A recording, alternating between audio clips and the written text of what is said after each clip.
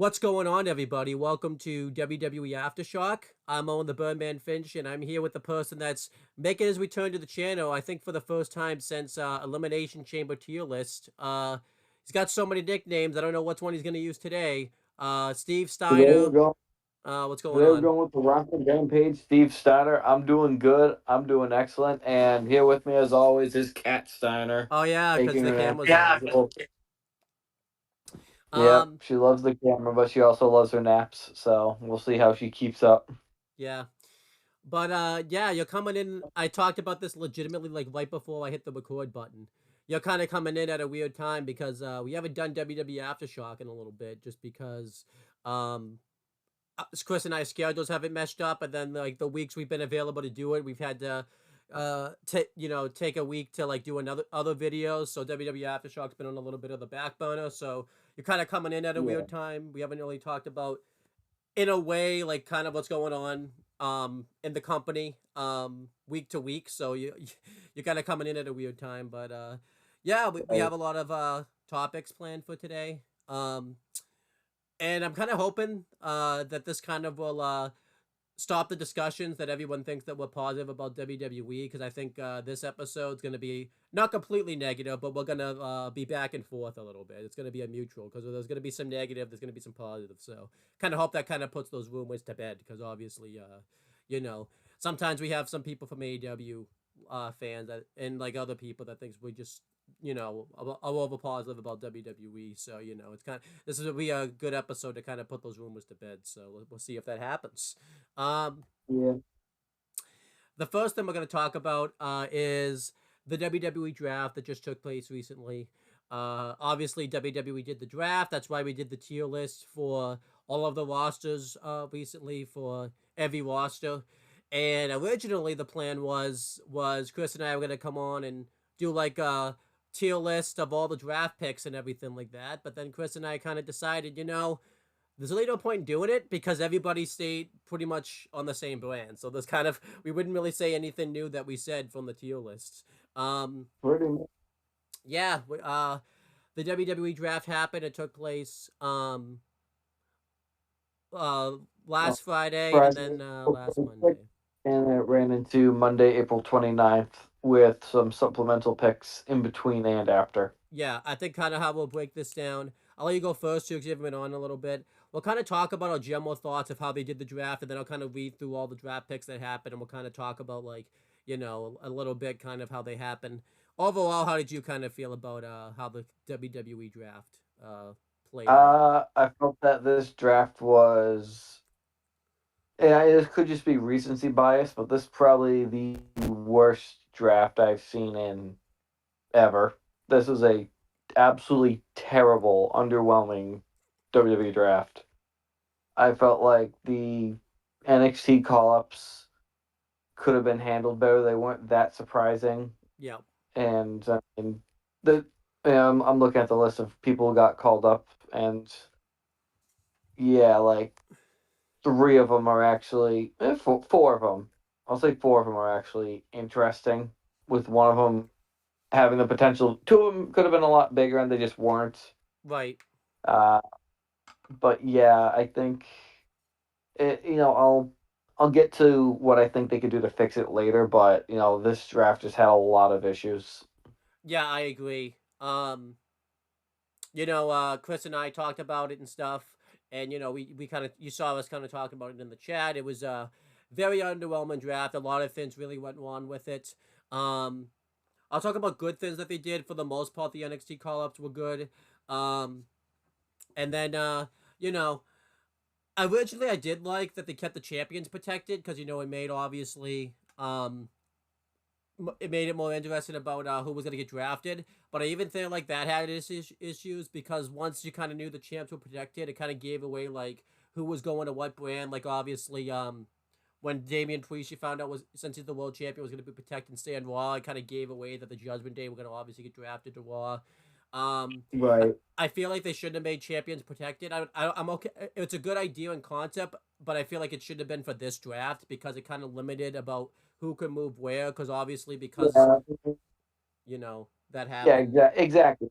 the only thing that really helped in terms of protecting a champion, the only thing it helped do was further the Roxanne Perez Ava Raine feud, which is on nobody's radar. It's just because nobody wants to see Ava Raine wrestle again, but they're clear as day building up to it. Yeah, Because all they did was they used that on NXT when Roxanne complained about Lyra getting drafted and not her, and she's it was like, oh well, you're a champion, so you're protected. Sorry, it's your fault.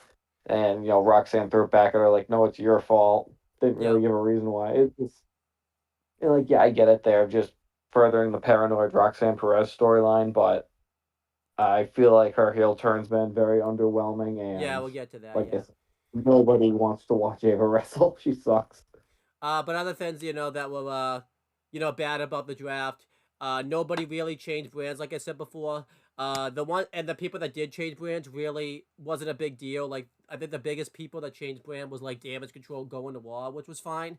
But like, I guess Cody technically changed brands because like he's been on SmackDown and Raw most weeks anyways. But like nobody really, I can't think of like a big draft pick other from the main roster that really was like a shift. Um, I guess DIY going to SmackDown was fine, but again, it just kind of felt like they just traded DIY and the New Catch Republic because they're kind of got the same type of gimmick where they're like underdogs and everything like that. And also too because AOP went to Raw, so um, they just moved that feud over to like another brand and all that type of stuff. And Yeah. I don't like the way they do the draft also too. I know that's how they do sports drafts where they have them come out and read them, but I just think it's kind of boring. I liked it better when they used to do the draft where you'd have draft matches and like it'd be random of who gets drafted. Obviously, I get they couldn't do it this time, but I kind of would like them to win that one back just because I thought that was a better draft because that's the one they always use in universe mode. So Yeah, and take from a guy who watched the NFL draft this year, like this is the first year it really hit me. Like, it's honestly shameful that it takes them a half hour to announce three or four picks. yeah, Like, I'm not watching the draft for dramatic buildup. I just want I would be fine if they did it in the most anticlimactic fashion of Goodell coming out there with a list and saying, this person's going here, this person's going here, this person's going, and he's done in 10 minutes. He's like, okay, that's it, bye. yeah. But obviously they have sponsors and shit that they got to worry about, so they make a big deal of it. The NFL draft, I don't care what people say, it is boring. Yeah. You get your team's big first pick and then it's over. Whoever else you get's whatever. Um, and then obviously, I think the biggest problem with the WWE draft is just the kind of the timing that it was happening. Just because, like, are they just gonna have to do a draft again because all of the TV shows are switching networks and everything like that. Raw's going to Netflix, SmackDown's going to USA, and NXT's going to CW. I just kind of question why they chose to do the draft after WrestleMania, just because you would think that they would like make some major moves, knowing that they are going to be switching networks, so certain people would move over and everything like that. But it just didn't happen that way. But let's kind of go through like the actual like draft picks that happened. We'll kind of just say them off. We'll just kind of talk about them. I think how we'll do it is I'll just go through all of them that happened on that brand, and we'll kind of talk about all of them instead of Yeah, I mean, just I me have the reading. list. I have the list in chronological order of who was drafted. So do I. So I'll just read them real quick. Um, Yeah. so the ones that ended up being uneligible, uh, all the champions, but I'll just kind of read it off. So Austin Theory and Grayson Waller, A-Town Down and Under, stayed on SmackDown. Becky Lynch, um, I put it on. She stayed on Raw. Because she's the Women's World Champion, and Bayley stayed on SmackDown since she's the WWE Women's Champion. Cody, I guess, stayed on SmackDown because I didn't realize when he won the WWE Undisputed Championship that he would, you know, go to SmackDown with it, but that's exactly what happened. Damian Priest stayed on Raw. So Logan Paul technically was drafted to SmackDown because he's the United States champion, but they tried to make it seem like he stayed there, but that wasn't the case because he was a free agent before. But now he's now he just stayed on SmackDown. Awesome Truth stayed on Raw since they're the World Tag Champions, and Sami Zayn stayed on Raw because he's the Intercontinental Champion. Then a big thing that happened, like right when SmackDown aired, is obviously we found out more to it last week on SmackDown, but we found out that Roman Reigns became ineligible to be drafted. I don't know what happened to him exactly. I have it in my notes as question mark. You can kind of read on your list.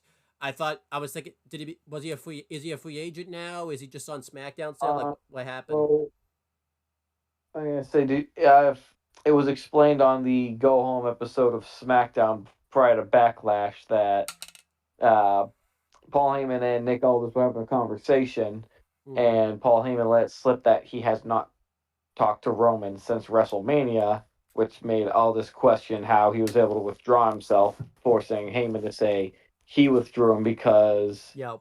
he does not want to lose Roman with everything going on in the bloodline. And Aldis basically out of pity said, okay, I'm not going to punish you for that because clearly the whole bloodline saga is ongoing and I think it's very obvious Roman's not making any calls. Yep. But yeah. Again, I don't really mind Roman Reigns being a free agent. Just because obviously, he kind of is a part timer anyways, so it's fine that he can just be a free agent. If that's the case. Again, I didn't. The champions being detected seemed like a good concept. It just wasn't the good idea for this draft. So, Yeah. but going through everyone that got drafted on SmackDown, we'll kind of talk about them. Bianca Belair got drafted to SmackDown. Jey Uso got drafted to Raw. Carmelo Hayes was caught up from NXT, got drafted to SmackDown. Seth Rollins got drafted to Raw. Randy Orton got drafted to SmackDown. Braun Breaker Raw. Nia Jax SmackDown. Liv Morgan Raw. LA Knight SmackDown. Ricochet Raw. The Bloodline SmackDown. They were picked very late in the draft, which was a big deal. Sheamus got drafted to Raw. He moved from. He was the first like big move that really. I guess Nia Jax actually was the first big move that happened on the main roster. But Sheamus was a pretty big one. AJ Styles went to SmackDown. Alpha Academy all went to Raw. Andrade went to SmackDown. I just think that's funny, just because the two people that Nick Aldis and Adam Pearce like signed to like contracts, they just stole them away, which I thought was really funny. Um, and then let's see, I just read out Andrade, and then the last one on TV was Kiana James got caught up from NXT to Raw. We'll get to that one later. And then there was some supplemental ones. Baron Corbin went to SmackDown. Kaylee Ray and Nyla Dawn went to Raw. The OC are staying on SmackDown. Ivar's staying on Raw. Cedric Alexander and Ashante the Adonis are staying on SmackDown. And Shayna Baszler and Zoe Starks are both staying on Raw. So that was kind of SmackDown's. SmackDown's was very heavily criticized. It was nobody really changed brands. The biggest name that changed brand was probably Carmelo Hayes going to SmackDown, and then the biggest one like on the main roster was probably Sheamus going to Raw. I know, but it's really weird because Sheamus has been on Raw ever since he's come back, so it just was odd. Anything you want to say about the SmackDown drafts pick selections? Because I thought they were pretty underwhelming. Yeah, I think there was a huge, huge missed opportunity to not make Carmelo Hayes the number one overall draft pick because Yeah. um, even in the Triple H era, they still seem to have this problem where they don't always let their NXT talent keep a lot of their momentum. Which I get it, you want people to naturally build the momentum back up, but sometimes you just have to look the other way and go with what you got. And I feel like Carmelo Hayes is the perfect person to get drafted first overall and make Bianca number three, whatever. It doesn't matter because you draft Carmelo first, he can build that into his character. I'm the number one draft pick. I'm the most sought after superstar in all of WWE. I'm the MVP, and it just gives more gasoline for his fire to build himself up. Yeah. Granted, he still went right after Cody, so he more than compensated for that oversight. Yeah. Uh, Outside of that, though, I'm looking at not counting NXT calls. The other one being Kiana James, who, you know, I kind of see that as a question mark. We'll see how she does.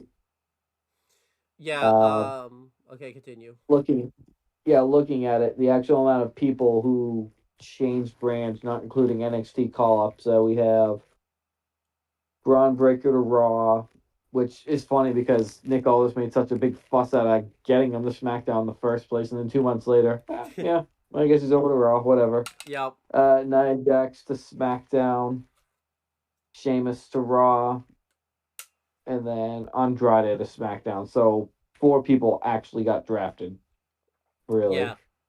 And even then, Sheamus doesn't really count because he was out for so long. Yeah. And he's If been we're on Raw being if we're being as honest with each other. yeah. Um, Um.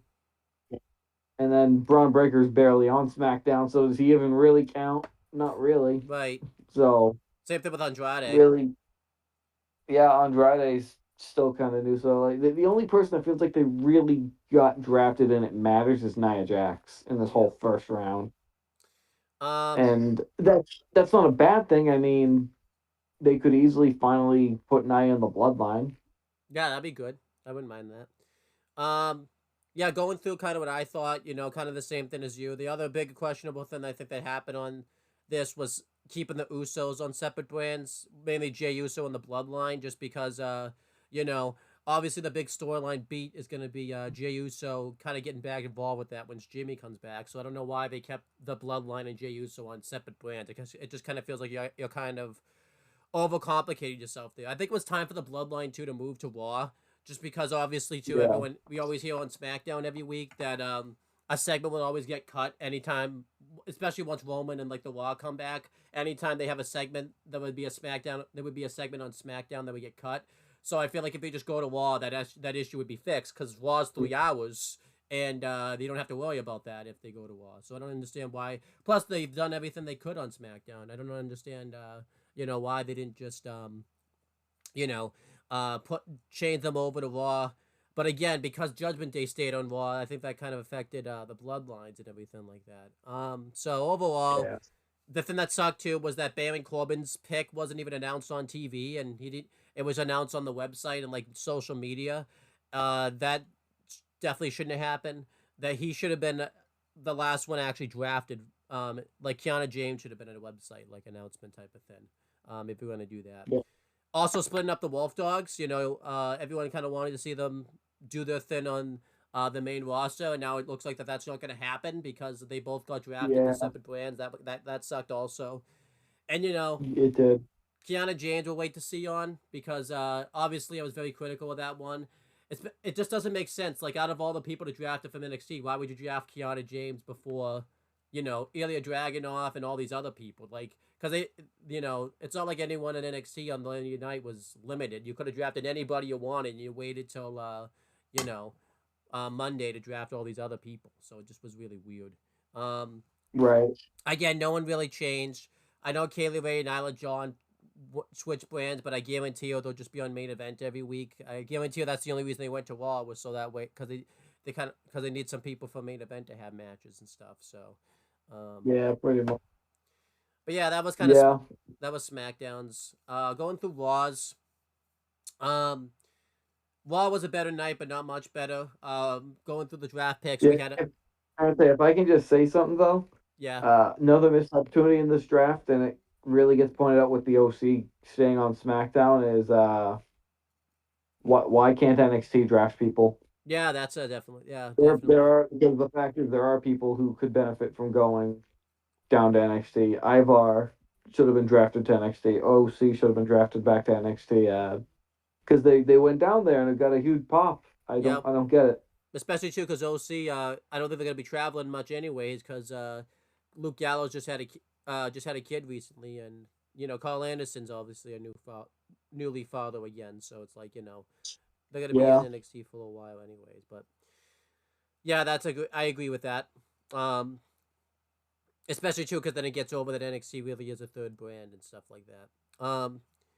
But going through Raw's draft picks, we had Imperium go to Raw. It was only Walter and Marcel Bartel and Fabian Eichner yeah, is yeah. because he was kicked Gunther out. and Kaiser. Go ahead. I was saying Gunther and Kaiser. Yeah. Well, Chris and I, then I'm not doing it. So, I know. um, I like Kaiser at least. That's a sick name. then we have Jay Cargill was drafted to SmackDown. Damage Control was drafted to Raw. Kevin Owens stayed on SmackDown. CM Punk stayed on Raw. The Pride, which is the first time the WWE themselves referred to them as that, they stayed on SmackDown. Braun Strowman stayed on Raw. Tiffany Stratton going to SmackDown. LWO Raw. Legado del Fantasma SmackDown. Drew McIntyre Raw. Shinsuke Nakamura going to SmackDown. The Judgment Day staying on Raw. And then Naomi staying on SmackDown. Ilya Dragunov going to Raw. Chelsea Green and Piper Niven going to SmackDown. The New Day going to Raw. Pretty Deadly going to SmackDown.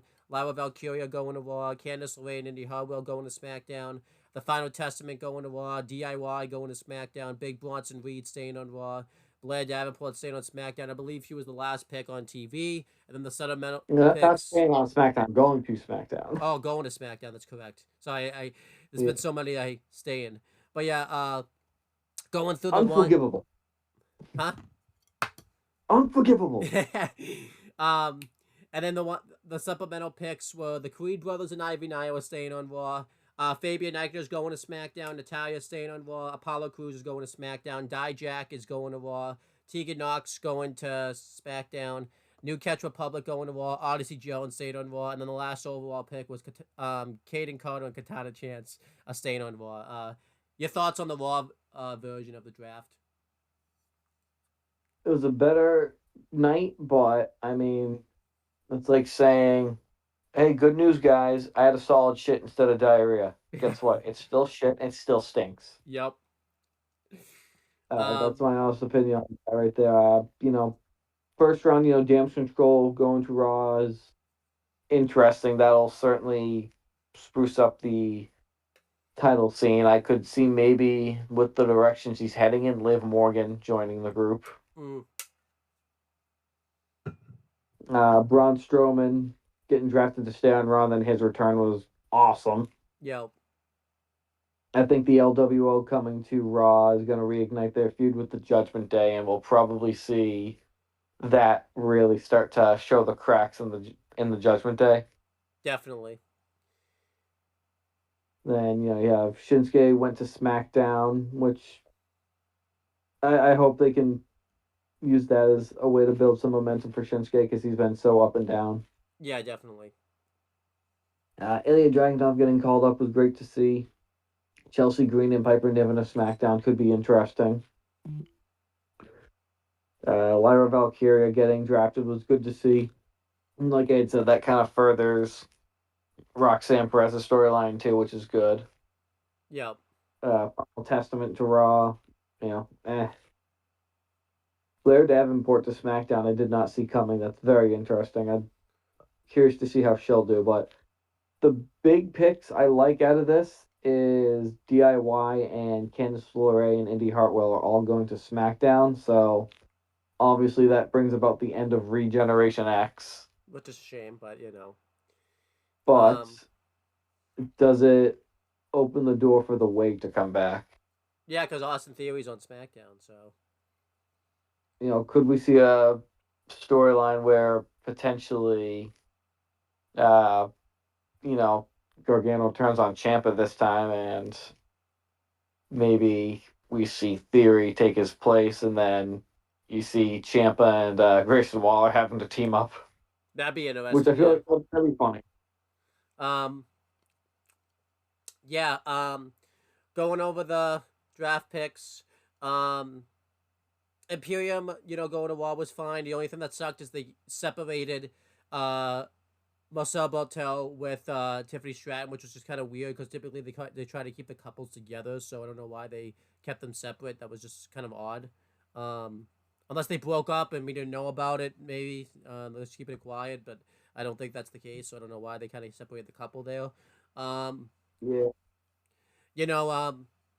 Obviously good story building with CM Punk getting drafted before Drew because it builds a good thing for them throughout the night. LWO and Legado del Fantasma being separated was good, and again, it was kind of good that LWO went with Judgment Day, with the same brand as Judgment Day. It was also weird because Carlito somehow was still in LWO even though he left on SmackDown, so I don't know how that really worked out, but okay. I guess they just kept it. He was still in it, I guess. And then, I agree with you on Shinsuke Nakamura. The NXT call-ups were awesome. I liked Ilya Dragunov, Lyra Valkyria, and Blair Davenport. I thought they all made sense to move because I think Blair desperately needed to move because it was looking kind of bad for her because she was starting to lose a lot in NXT. And then Lyra and Ilya kind of did everything they could do in NXT. And then Dijak going to Raw was cool. I wish he had been announced on TV, but it just didn't happen that way. Obviously worried about Fabian Eichner now because he's drafted away from Imperium. I hope this doesn't mean he's just gonna be lost in the shuffle now that he's on his own. We'll have to wait and kind of see on that one. But no one else. obviously Chelsea Green and Piper Niven was funny because they did a thing on like Instagram where like Nick Otis pretty much drafted her, and he told like Adam Pearce that he owed him one. So obviously because no one really, Adam Pearce was kind of getting sick of Chelsea Green, so it's kind of funny that happened. That they kind of looked out for each other, I guess, on that one. So, um, but yeah, again, the draft still wasn't all that great. No one really changed brands, and by the time that people started changing brands, I think everyone kind of lost interest because like the draft had just kind of lost a lot of steam by that point. So, um, I kind of wish they did like a big shakeup. Um, the best thing is at least I hope they stick to the brand split this time because I know Triple H tried to do this last year and then Vince kind of messed up his brand split. So now that Vince isn't around this time around, I hope Yeah. Triple H can you know stick to the brand split. The biggest thing is there's no reason that we should see any guys from SmackDown go to Raw or any guys from Raw go to SmackDown. So hopefully they kind of do that this time around. Um, the only people that should be switching brands are the women's tag champions. So the only people that should be on Raw tonight, for example, is Jade Cargill and Bianca Belair because they're the only ones that can really switch brands. And obviously maybe like a Roman Reigns or something like that. But yeah, you talked about how they can fix the brand split. But before we get to talking about Backlash, why don't you talk about how they can fix the brand split? Yeah, so to me, I think the biggest thing to do is to bring back the draft lottery. Bring back the tumblers where they said, I don't care if you're a champion, I don't care if you're a manager, whoever you are, and we're not doing teams. It's, one pick is one person, not a team. So anybody can get drafted anywhere.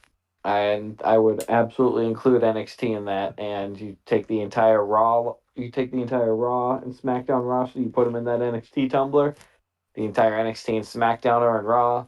All Raw and NXT are on SmackDowns. Then you just tumble them around. And once that person's been picked, if another brand picks them, then it's discarded and you pick someone else. Once they've switched brands, they're not going anywhere else. Yeah, I like that. And they need to bring it back. They need to bring back, you get to do that 5 times. So, you get 5 big shakeups, 5 people going to each brand. I would move it. I feel like it doesn't make any sense to do it right after WrestleMania because, you know, what the old saying, what's in the name? Backlash. It's the fallout from WrestleMania. So why shake up the rosters when you can keep telling the storylines of what's the fallout from WrestleMania and then potentially even further out than Backlash? Things can keep going. I remember they used to pretty much let that run out, like those post WrestleMania programs run out. They did the draft in June, Yeah, so you had something interesting going into the summer. I think you can move it to June. I think you can move it to after Survivor Series and bring back the 5-on-5 traditional Survivor Series match, and whoever wins that gets the first pick. Uh, Basically, just move it away from this time period and change it to a format where you're going to force changes to happen. I like that. Yeah, You put 5. You tell everyone, everyone's only getting 5 picks, but there are going to be 5 changes, and it can be anyone. I like. Now, I what could happens just. if a champion does get picked? Do they bring the belt with them, or do they have to vacate their belt, or does it depend? I would say they take the belt with them. I don't Okay. think just because you got drafted, you have to vacate your title. Yeah. Oh. Now, what would happen though? Say like A Town Down Under, they didn't get like one got drafted to Raw, one got drafted to SmackDown, and how would that work? Because obviously the That's SmackDown, huh? that might be the exception. Okay. Okay.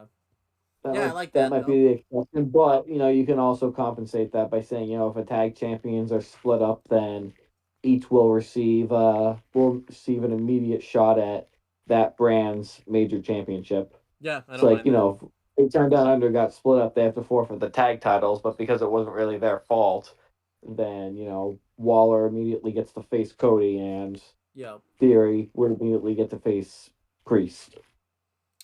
Um. But yeah, that's the draft. Let's hope they do your idea. Let's hope they can fix the draft finally. Um, but the biggest thing for me Yeah. is I just hope they stick to the actual draft. They don't like go back. They don't back out of it type of thing in a few months where everyone just kind of go doing whatever they want type of thing. So um, we'll see what And happens. then, yeah, I also have a list of people who were not included in the draft for one Oh, go reason or ahead. Yeah, another. definitely read that out. So, yeah, Alexa Bliss, maternity leave, Biggie neck injury, Brock Lesnar, Vince McMahon. I'm just going to leave that at that. Yeah, Carmella, maternity leave, Charlotte Flair, injury, Dexter Loomis, unknown reasons, Eric, neck injury, Jimmy Uso, out of action from being written out in story, Nikki Cross, nobody knows why, Omos and MVP, unknown, Raquel Rodriguez, injury, Rhea Ripley, injury, Roman Reigns, obviously pulled by Paul Heyman, Shotzi, ACL, Sonya Deville, ACL, Tamina, unknown, Valhalla, maternity leave, and last but not least, Uncle Howdy is listed as not included. yep. So obviously interesting. Most of them are obviously expected. I thought Rhea. I guess I thought Rhea just got drafted with Judgment Day, but I guess that wasn't the case. I assume though No. when she comes back, she'll just be on Raw with the Judgment Day. Um, but we'll see. Um, but yeah, that's the drafts. That's kind of my thoughts on that. Now let's cover Backlash that took place this past Saturday. The first time that PLE ever took place in France, and we'll kind of talk about how that went and everything like that. So, starting with the kickoff, which took place before SmackDown, it was hosted by Michael Cole and Byron Saxton. It's sort of a nice little intro video, kind of showing how Backlash got to be in France because they did a live event last year and like Cody announced it and everything like that. So they kind of talked about the history of WWE when it came to France. Shows all the house shows like they had been to and everything like that. Um, then Triple H came out and he just kind of did a promo, kind of hyping up the crowd. It's kind of the typical promo that he does when he does when they do these kickoff events. And then Tiffany Stratton, um, came out to cut a promo. She talked about how happy that she is that everyone seems to like her very well and everything like that. She talks about how she's going to win this the women's championship and said that that she's going to make Bailey and Naomi she's going to make them her bitch pretty much and everything like that. Then Naomi came out and talked about how Tiffany Stratton took away her opportunity to win the championship, but she says if she has to pin her, then so be it. Bailey came out and she was very over here. It's kind of good because now that Bailey's over and she's a babyface now, I think she can kind of go along with the chant where before she really couldn't. And you could just definitely tell that stunts. So now she's just like the first time where she's been able to like really play up on it. And she talked about how she went through hell to get the women's championship, and talked about how she doesn't care if you're a friend or a foe. She's gonna do whatever it takes to attain a title. That was kind of everything that happened there. At one point, Tiffany Stratton just walked off, so that happened. Um, and then it showed a video package on Andre the Giant, because they were in France, and he obviously is the biggest acquisition that they've ever signed from France. So they kind of did a video package talking about his career. Then Randy Orton and Yeah. Kevin Owens came out, and Kevin Owens kind of talked in French and everything like that, and Randy Orton just kind of had to kind of play along because he didn't really speak the language, but it was really funny. And Kevin Owens talked about like tomorrow's gonna be Tama Tonga's first match on you know WWE, and he wants everyone to boo the hell out of him and everything like that. And Randy Orton says that he's gonna give the Bloodline a couple of RKO's. It was a really good promo segment. Then AJ Styles came out. He talked about how he has a ton of respect for Cody Rhodes, but he talked about how he's had like a 6-year itch where he hasn't been WWE champion, and he wants to win the championship again. And Cody Rhodes comes out and he talks about how he needs to pass this test to prove that he's able to carry the weight, and talk about how he thinks he's the guy that can carry the company and everything like that. And they mentioned Bullet Club by name, which was really cool. They went to do the 2 sweep at AJ Styles and said give it to Michael Cole. He didn't really give it to Cody, and that was kind of it right there. Um, Overall, how did you feel about the kickoff event? If you saw it, if you didn't see it, then you don't have to talk Saw about it. the pieces of it. It looked pretty interesting. It's a good thing to see them doing these things where they're really getting the crowd hyped up for the show that they're going to put on. Yeah, I Uh, enjoy them. I hope they keep doing them. Um, then we have the countdown show, which is what the pre-show is now. We have the panel of Jackie Redmond, Big E, and CM Punk. The panel was done at WWE headquarters, which was really funny because like CM Punk was kind of disappointed about it. I think he was kind of hoping he was going to be going to France because they actually cut to the crowd like doing it, and they just showed like CM Punk's reaction, and everyone was chanting like CM Punk, even though he wasn't there and everything like that, and it was pretty funny. Um, Jey Uso got interviewed, and he talked about how he's been waiting his whole career to get a world heavyweight championship. Around his waist, just get a singles title around his waist, and he said that tonight he's gonna do that no matter what's going on. They brought on Peter Rosenberg to give his thoughts on like some of the matches and stuff. And then Kevin Owens and Caleb Braxton, they showed like a video that they did together where they took like a tour of France. This was really funny. It would have been better if they had Kathy Kelly do it, just because their chemistry is a little bit better. But this was still good. There was a bit where like they went to like a restaurant and Kevin Owens ordered like two thins of creme brulee, and Caleb Braxton was expected that he ordered one for her, but they were both for Kevin Owens, which was just hilarious. But this was cool because Yeah. he talked about like how it's been like how he's approaching 10 years coming here, and he mentioned like those first few years he really didn't like enjoy it all that much. He was just kind of focused on what was next type of thing, and now he feels like he can really enjoy stuff. So they had some good bits in there. At one point he had like the bread, and he just said that he just found it somewhere. So this, I would definitely recommend checking out the Kevin Owens Caleb Braxton tour of friends. It was really funny. um Yeah. then Bianca Belair and Jay Saw little Cargill. bits and pieces of that. Huh? I did see little bits and pieces of that. That Oh, was what'd you pretty think of funny. it? Did you like that? Or I did. I liked Kevin just walking around with a friggin' baguette. um and then Bianca Belair and Jay Cargill got interviewed, and Bianca talked about how she's been dealing with damage control ever since they formed and everything like that, and she's ready to finally put that to bed tonight. And Jay Cargill just wants to win her first championship. She looked pretty annoyed that Bianca Belair like kept talking about it. She doesn't want to deal with damage control because that's what Bianca's been saying in the past few promos and everything like that. So it was pretty funny. Um, but obviously she's still gonna have to deal with damage control because now we'll get to that later. But there's something that happens that makes them have to go to two brands now. Then Byron Saxton checked in. He kind of just showed us the entrance ramp and everything like that. Doing this, we saw the French commentary team come out, and they got like a big reaction, obviously, because they're pretty big in France. Then it showed Caleb Braxton interviewing AJ Styles, and AJ Styles kind of said a lot of the same things here that he said like doing the kickoff, but it was still good stuff. And then Sam Roberts came on and gave his takes of what he thought of the matches. Overall, good countdown show.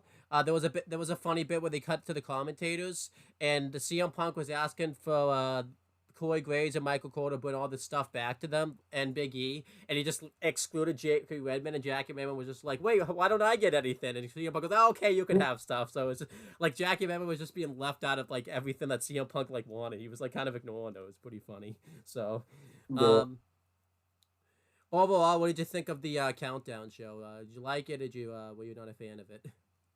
I enjoy it. I think it's good that they're really up in their game and they're just letting these commentators and announcers do their thing, and they don't have Vince McMahon in people's ear anymore. That's not how Hunter runs things either. Yeah, there's a funny bit actually. Um, because like Big E, when they were breaking down the Bloodline match, Big E was mentioning all these New Japan facts that Tonga Loa had, and CM Punk was surprised about it because he's still kind of getting used to the fact that they can like talk about this stuff and everything like that. Because he was there, but they couldn't, Yeah. when they couldn't talk about it, so he was like surprised about it and everything like that. So, um, yeah, it's just pretty cool stuff. Um, then we had the show. It was commentated by Corey Graves and Michael Cole. You probably weren't expecting this, but I'm gonna let you do the breakdown of Backlash. I did kind of the earlier stuff because I wasn't sure if you saw it or not. But you can break down the actual Backlash events. I know I didn't give you a lot of time to get notes up, so you know uh, probably should have given you. Well, we'll be doing what I always do, and that is cheating by using somebody else's notes. We're using Bleach Report. All right. That's how it goes, man. They're my go-to guys. That's all right though. They're very good at recapping the actual show and not just the results. Yep. So yes, our opening contest was um, Kevin Owens and Randy Orton versus Solo Sikoa and Tama Tonga in a street fight. And damn, what a showing for Tama Tonga for his real coming out party in the WWE. He looked like he was really allowed to come and be the New Japan star that got him to where he is. Yeah, You definitely. know, I think like if Vince were still in charge, he probably would have been repackaged, rebranded, and would have been completely limited. But that's not how things are anymore. He's allowed to be the guy that got himself to WWE. Uh, yeah, it was very interesting. So I'm just looking at the notes here. A lot of back and forth, a lot of interaction with the French crowd between themselves and Kevin Owens, as to be expected. Not only that, but actually seemed like they were more hyped up to see Randy Orton than anybody else, Yeah. which is fair. And, in the absence of John Cena, I think Randy Orton's kind of filled that role of the living legend in the company. Yeah, I agree. The crowd was chanting "We want Roman" as the Bloodline was coming out, which it's already happening. That wants for Roman to come back. So I can only hope when he does, they don't hesitate on making sure he comes back a full blown babyface. Uh, Um, I'm not yeah, sure about I, that, I, just because there's a lot of stories. Because the big storyline I think they need to kind of go back to is if Seth's back by then, um, they need to do that Seth Rollins Roman Reigns like program, because that's what cost him the belt overall. And then after that, I would definitely have him go the full blown babyface. I mean, as a full blown babyface as he can be, he's not gonna magically kiss and make up, but he's going to come back and be like when I went away and I lost, I thought I didn't have all this, but that'll be a story for another day. Yep. When he comes back, the big thing is he can't just go back to being the tribal chief. No. He can't go back to being a set in stone heel more than he has to be a babyface. Is the big thing there. He can come back as a tweener. Yeah, I'd be fine with that. The big thing is he just can't come back as a bad guy. Uh, so yeah, the match went on pretty well. It was going really good. They had a lot of weapon spots, which were good to see. Uh, Getting toward the end of the match, it looked like KO was about to get the win. He hit his can't even think what it's called, suplex into like a falcon arrow off the top rope onto a stack of chairs on Tomatonga. And, the ref's feet are by the ropes. Everyone's thinking, yep, here comes Jacob Fatu. That's what everyone's been saying online for weeks. And someone did come out, and it was not Jacob Fatu. It was actually Tongaloa, Yep. the half of the Gorillas of Destiny, making the save, which I don't think anybody saw coming. And the announcers were like, you could hear in their voices like, do we say that's the Gorillas of Destiny right now, or do we just say that's just Tongaloa? Yeah, yeah, definitely. You, a lot of confusion. It seemed like they genuinely didn't know that was going to be him showing up. Yeah, Tongaloa made the save, and then that opened up Solo Sokoa hitting the Samoan Spike on KO for the win. And Paul Heyman sold it looking terrified, as he usually does at Solo, being way more of a brute than Roman was.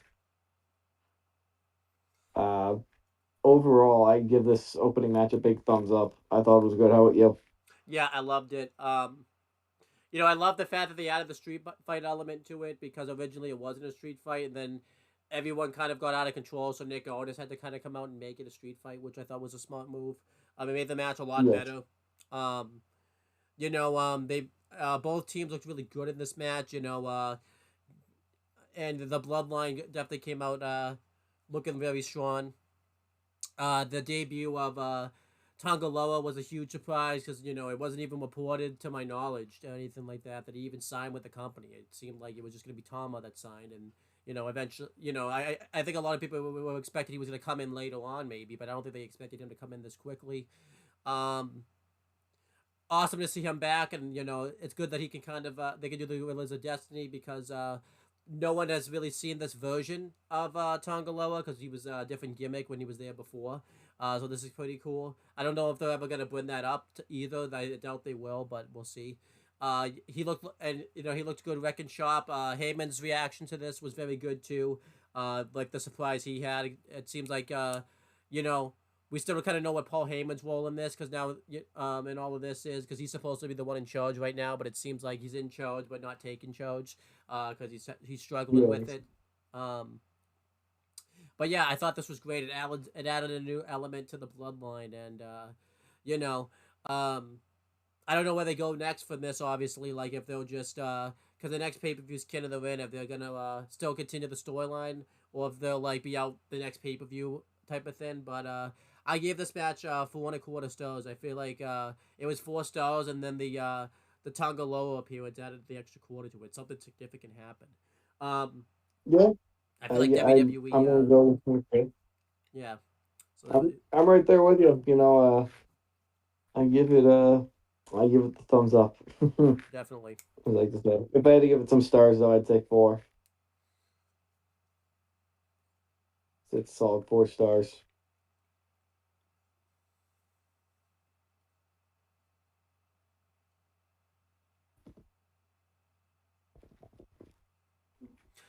Is it the? All Yeah, I should have had you have this ready. This was my bad. I don't think you anticipated I was gonna have you do the right. backlash notes, but whatever. It's all good. Like I said, I usually go off of Bleacher Report because they're very good at their notes, and I give them full credit for these notes I'm reading off of. Yeah, I ain't gonna definitely. say they're not just on my screen. That's all it is. Yeah. So the next match we got Bailey versus Naomi versus Tiffany Stratton for the women's championship. And this was a real good match. Minus the fact Bailey's new theme song sucks, but that's apart from the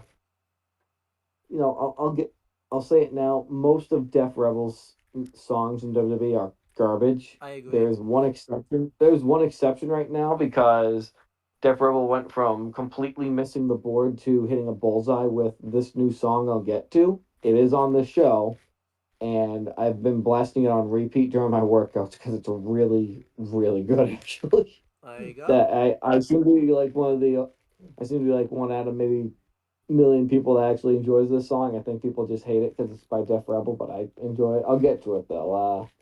This match itself was really good. I think this is a really good showing for Naomi showing what she learned in TNA and Tiffany Stratton showing what she's made of from NXT. Um, and going into this match, I give Tiffany a lot of credit. She was doing a inside the ropes interview where she was like, "Oh, do people ever accuse you of stealing your move from Christopher Daniels?" She's like, "No, no, I actually got his permission to use it and told him I was changing the name, and he said that's smart." Yeah, So, fun fact: she actually got permission to use the BME and call it the PME. that's cool. Um, and the match didn't end with any big moves being hit. It was Bailey just outsmarting Naomi and getting into a pinning combination to get the 3 count, and Bailey gave her, Bailey and Naomi hugged it out after the match after Bailey was able to pick up the win. Stratton obviously didn't, I'm sure that feud was going to keep going because I think, while it was nice to see the triple threat format, I don't think it's going to continue. I think this needs to, boil down into her going one on one with both of these women. Uh, Uh, yeah, I agree. and the big thing coming out of this match, I think, you can see Bailey versus Naomi on SmackDown, and then after the match, Tiffany will attack Bailey. You can do that match at Queen of the Ring, and ultimately, the way it's going right now, I don't think anybody but Nia Jax is in position to win Queen of the Ring this year. Okay. And then I think she'll ride that momentum right to challenging Bailey down the line. Yeah. Overall, I thought this match was great. I thought it started off a little rough. It seemed a little sloppy in the beginning, but overall, I thought it was great. Once they kind of got their groove in and everything like that. Um, Tiffany Stratton looked very good in this match. This was kind of like her coming out party. She looked very dominant. The only thing that kind of sucked is when she did like a backflip into the barricade. I think the barricade was meant to break, but it didn't break this time because I've seen it happen before when the barricades broke, but the barricade just didn't break this time. But that's fine. That happens. Yeah. Um, but overall, yeah, just great showing all around. Tiffany Stratton is an example where that's why I'm a little curious to see what happens with Kiana James when she comes to the main roster because it seems like Tiffany Stratton was someone that wasn't very good in NXT, but then once she kind of got to the main roster, kind of started doing stuff with Becky. Seemed like everything kind of turned around, so I kind of hope the same thing could happen for Kiana James, but we'll have to wait and see on that one.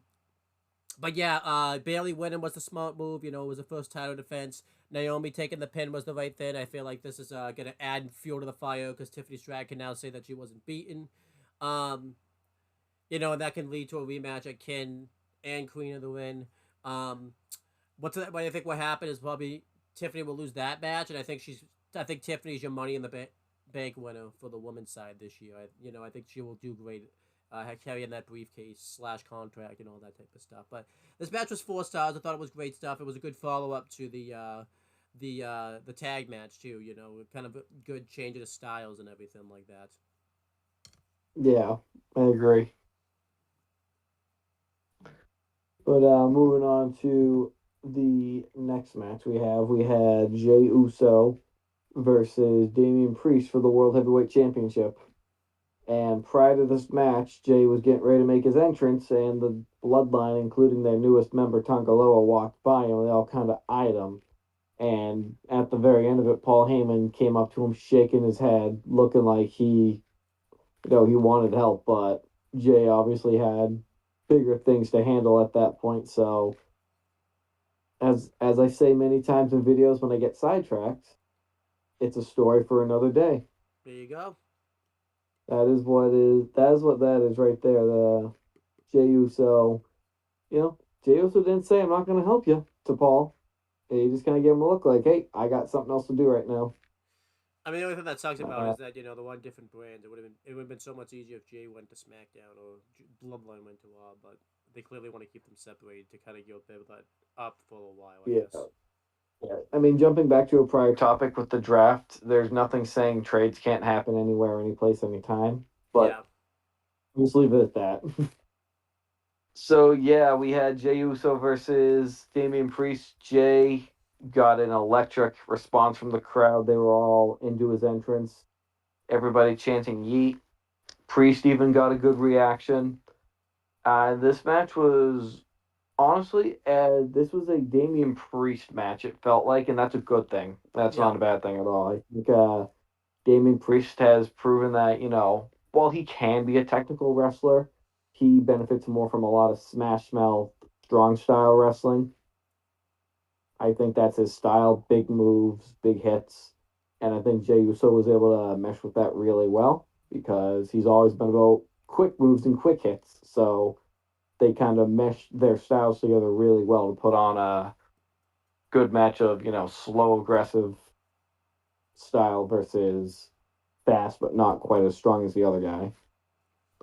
Uh, really good back and forth action, but back and forth action by itself gets this match to 3.5 star category. Because I'll tell you right now, this match gets 4.5 for me. It was really good Yeah, I agree.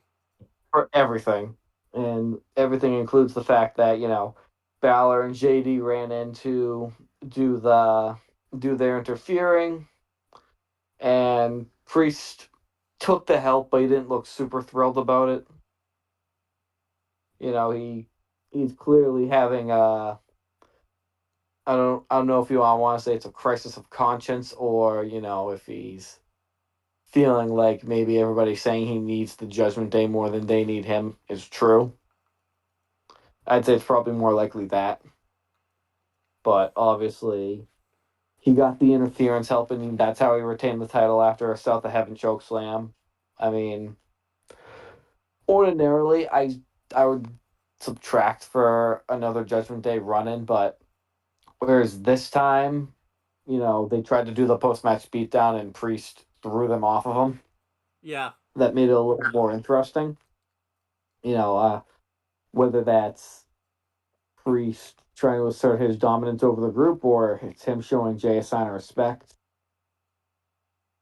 Damian Priest, I think he went from just a cog in the wheel of the Drew McIntyre, Seth Rollins, CM Punk story to now he's kind of becoming his own character. I agree. He's no longer just a part of the Judgment Day. He's now really starting to shine as the leader, which ironically is probably what's going to get him kicked out of the group. Because I feel like everybody still wants CM Punk to be the one who gets involved in this title program. I can wait. I don't need Punk or Drew or Rollins to rush right back to the championship. I'm okay with Damian having a lengthy reign throughout the year. And the reason I say that is because you can do the Demon returning to face Damian Priest in a Judgment Day Civil War. Yeah. Um, yeah, this match was great. I thought. This seemed to really surprise a lot of people. They didn't have very high expectations for this match, but I wasn't one of those people. I actually thought this was going to be a great world title match, as I've seen the world matches before, and just I thought they were going to actually pull out something great, and I was happy to be right. Great storytelling match again, like you said. With we're not really sure what's going on with the Judgment Day right now. If Damian Priest, wants to do a Stewart on his own, or if he wants to establish leadership. Um, but I give it 4.5 stars also.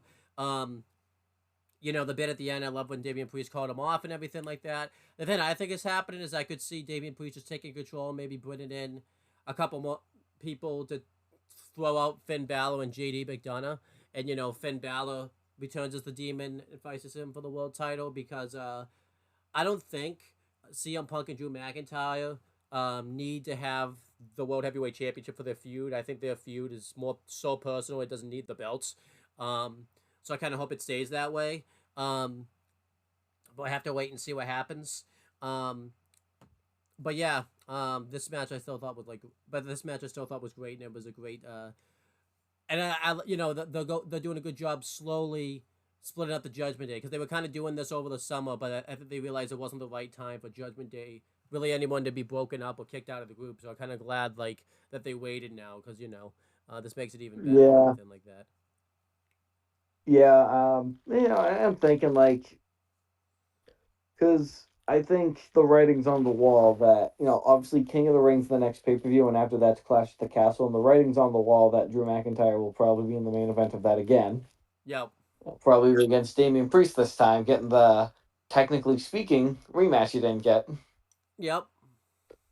Uh, you know, Contrary to what you just said, what I even said, uh, do you think maybe they do this a lot sooner, maybe even tonight on Raw, because we're recording on Monday, May 6th. Do you think maybe they build toward the Demon versus Damian at King of the Ring? Ooh, yeah, that's a good question. Um, yeah, because tonight Finn and Drew are both facing each other in the first round of the King of the Ring tournament. Because I could see Yeah, some shenanigans happen where Finn doesn't win. Um, yeah, I could see Drew win and then Damian snaps on him, orders JD to attack him. He's like, no, and then yeah. hell, maybe even Dominic kind of asserts his loyalty to Damian Priest by, even though he's hurt, helping with the beatdown somehow. Well, that's the thing. I don't think he can help with a beatdown because he's hurt, so that's gonna be tough. I just try because I feel like if Dom wasn't hurt, I could see it happening tonight. But it's really tough because if Damian Priest kicks out JD and Finn, we don't have a. It's just Damian Priest kind of by himself for the Judgment Day at the moment. So, um, Yeah, I'm gonna say no. I think they'll do like a little tease of it. I don't know what Damian's gonna do at not Clash of the Castle at King and Queen of the Wind, just because I don't they could just have him face Jay again, but I don't think there's a real need for a rematch because of what happened last week. They could go the Braun Strowman path because he just came back recently and he kind of got involved in their business last week, so I could see that being the next program and you know um because I think SummerSlam yeah. is the time. I'm looking at my notes right now, and there's something funny that Uh oh. that it points out. So around this time, a certain photo started circulating on social media Okay. from the Kentucky Derby. Do you know what I'm talking Yeah, the about? Seth Rollins photo. So yeah, Seth Rollins recently changed up his look. He shaved his beard, trimmed it down to just a nice chisel, and it appears that he has shaved his head.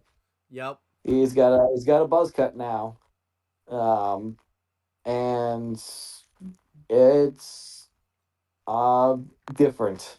Yeah, he looks a bit weird. Yeah. Yeah, I'm not sure how he took a photo with a hat on. So is there a chance he left some hair on and just put it in the top knot? Yes, but everything seems to indicate that he did, in fact, shave his head. Obviously, he's not coming back anytime soon. I wouldn't expect him back, truthfully, until Royal Rumble time next year. Whoa. Okay.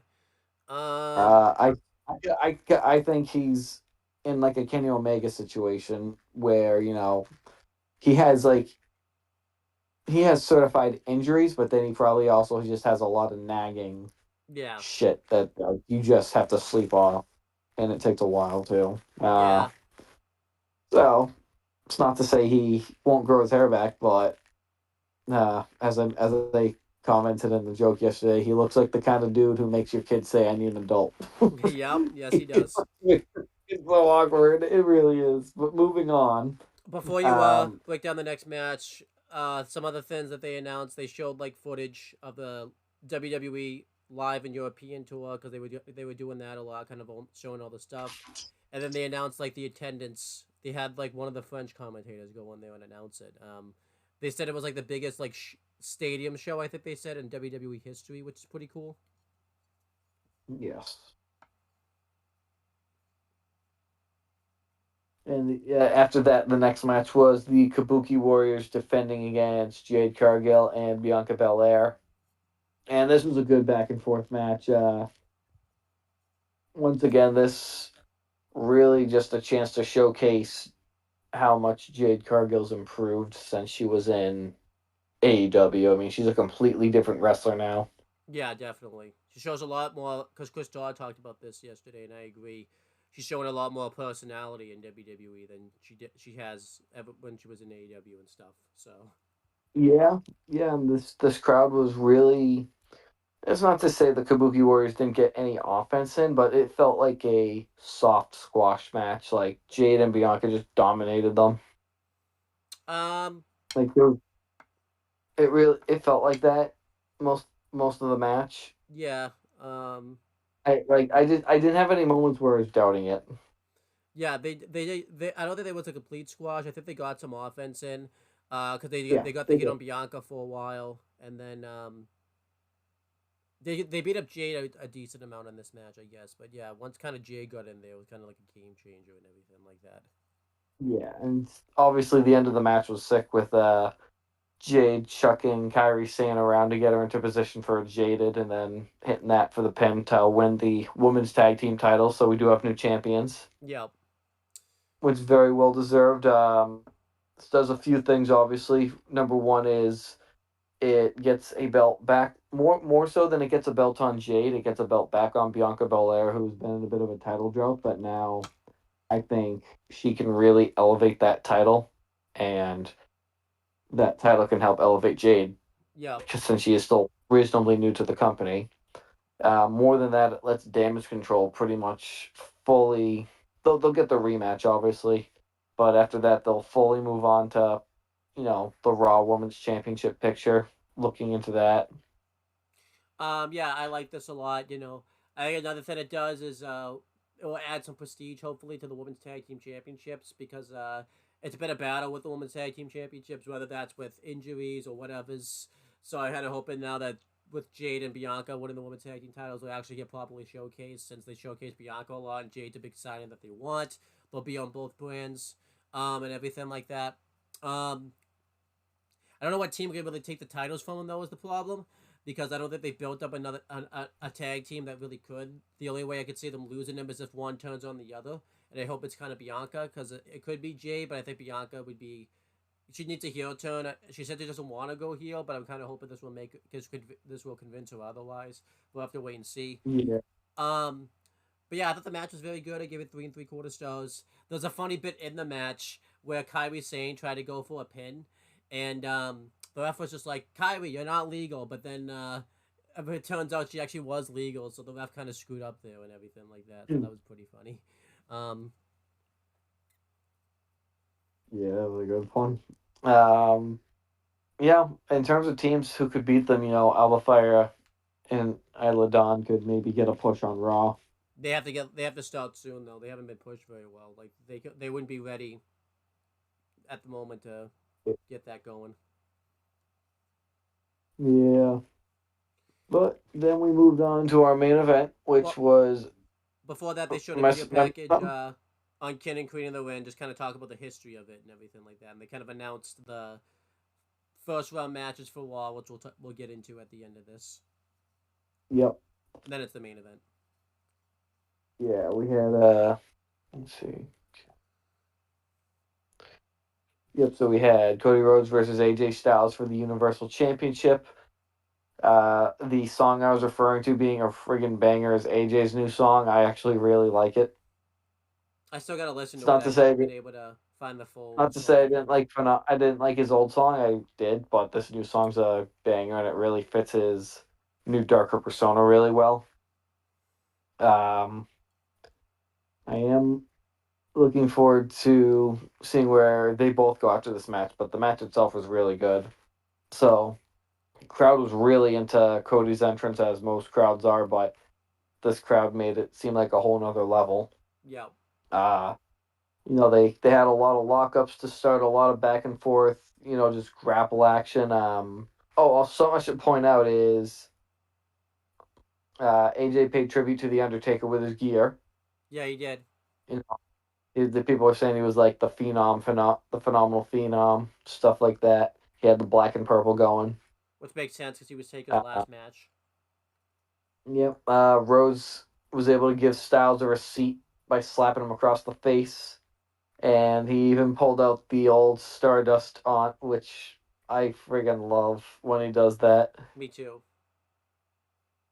Um, they really just played off each other's strength really well here. A lot of back and forth action, a lot of hard hitting and hard grappling, and people forget this is the first time they've ever fought. Yeah.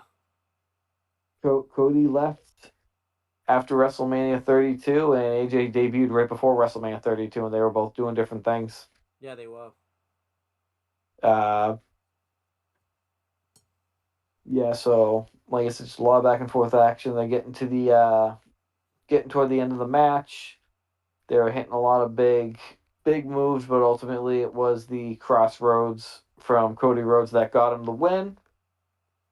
Easy 4.5 star match, I think.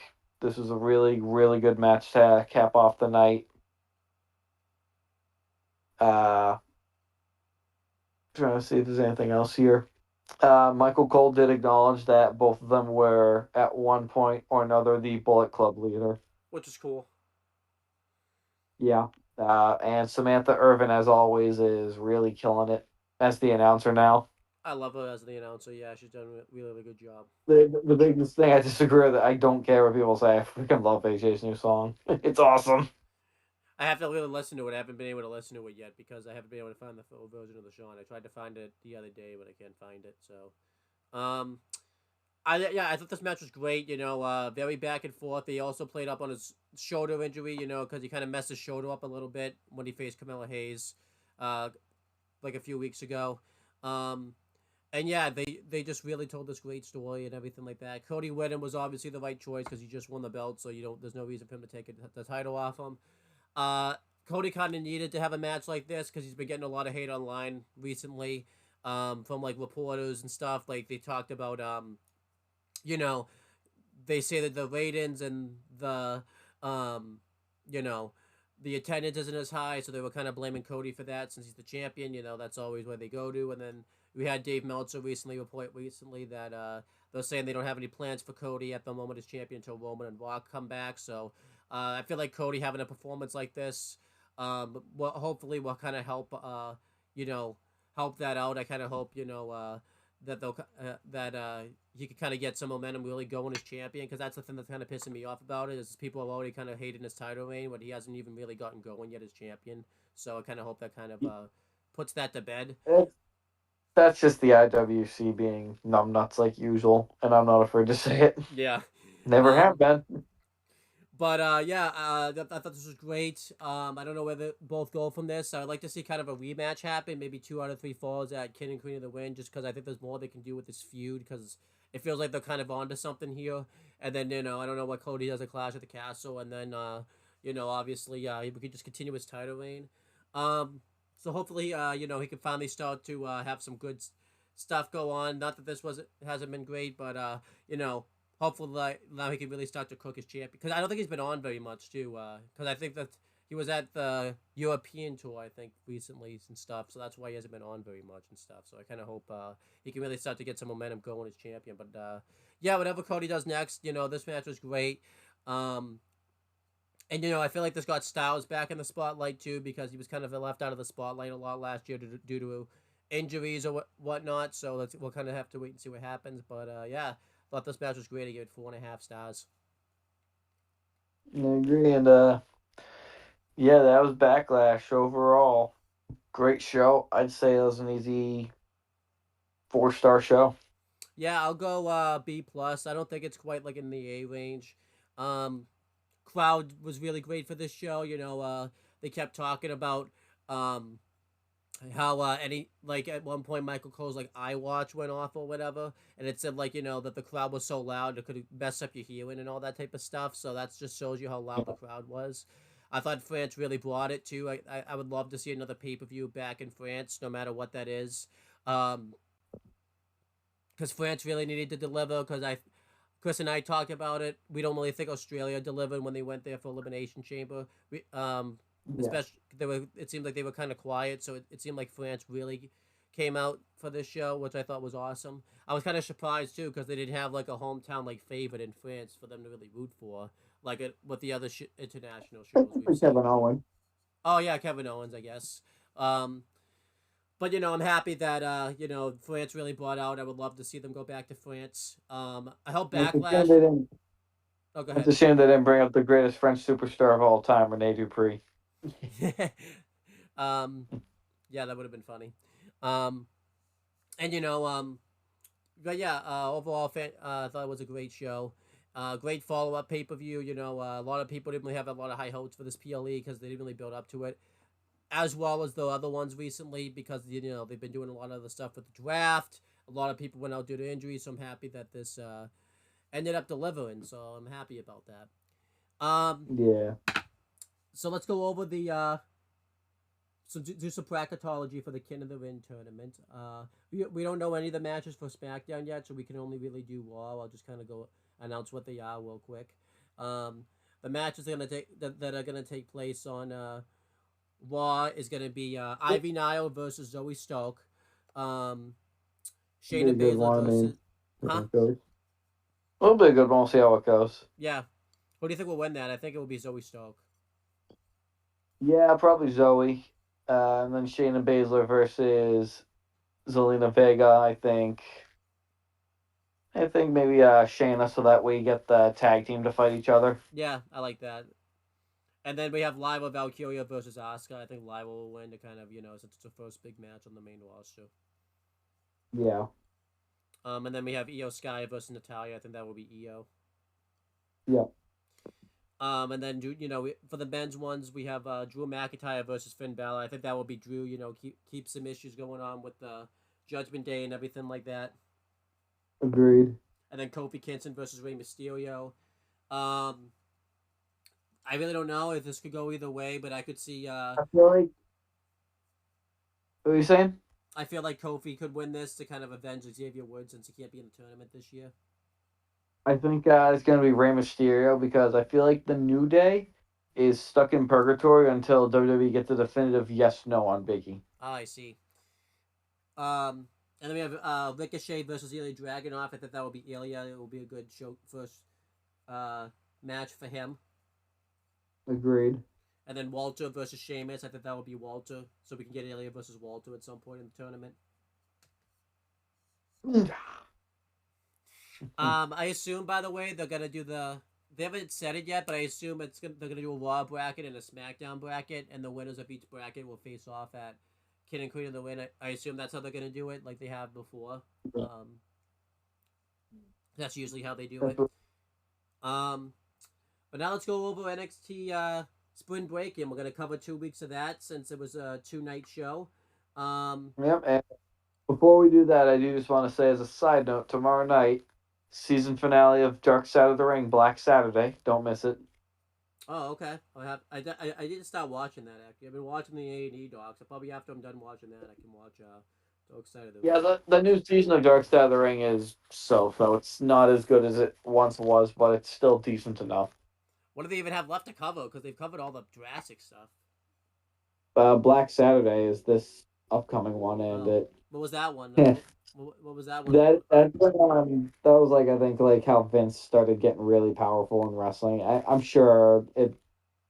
Not saying Vince is a good person or in the best light in 2024, but I'm sure they're going to slant it to make him look as bad as possible. So take with a grain of salt. There you go. But yeah, going through Spring Breaking, starting with week one. This was before the draft, so I'll kind of run through these shows fairly quickly since a lot's changed since then. We have Level Up, that took place before that aired on April 26, 2024. We had Byron Saxon and Blake Howard on commentary for that. It kicked off with Jakara Jackson versus Ariana Grace. This match wasn't very good. Um, Jakara Jackson won. I gave it like 1 star. It wasn't a good match. Then we have Jada Parker versus Carly Bright. This match was fine. It's like 2 stars. Jada Parker won pretty definitively. And then we have Adria Sanofe and Malik Blade versus Dante Chen and Dion Lennox. Kind of just a thrown together match. It was a good tag match though, very back and forth. Blake and Anofe won. It was good stuff. It was 3 stars. I assume you didn't see Level Up. If so, you probably don't remember even this happened. So, Yeah. um, then we have the actual week one show, which aired on April 23rd, 2024. We had the commentary team of Booker T and Vic Joseph. We've talked about before how we feel about them on commentary. We don't think the commentary team in NXT is very good. So we've talked about that before.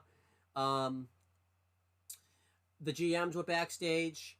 They were kind of talking about this because this was going to be like the last actual wrestling show live before the draft. So Adam Pearce, Ava were backstage, and Nick Aldis was on like a Zoom call, like on the big screen, and they were just kind of talking about how like tonight's going to be like this changing of the guard for NXT. Do you remember this segment happening at all? And if so, what'd you think about it? I do not remember it happening. All right.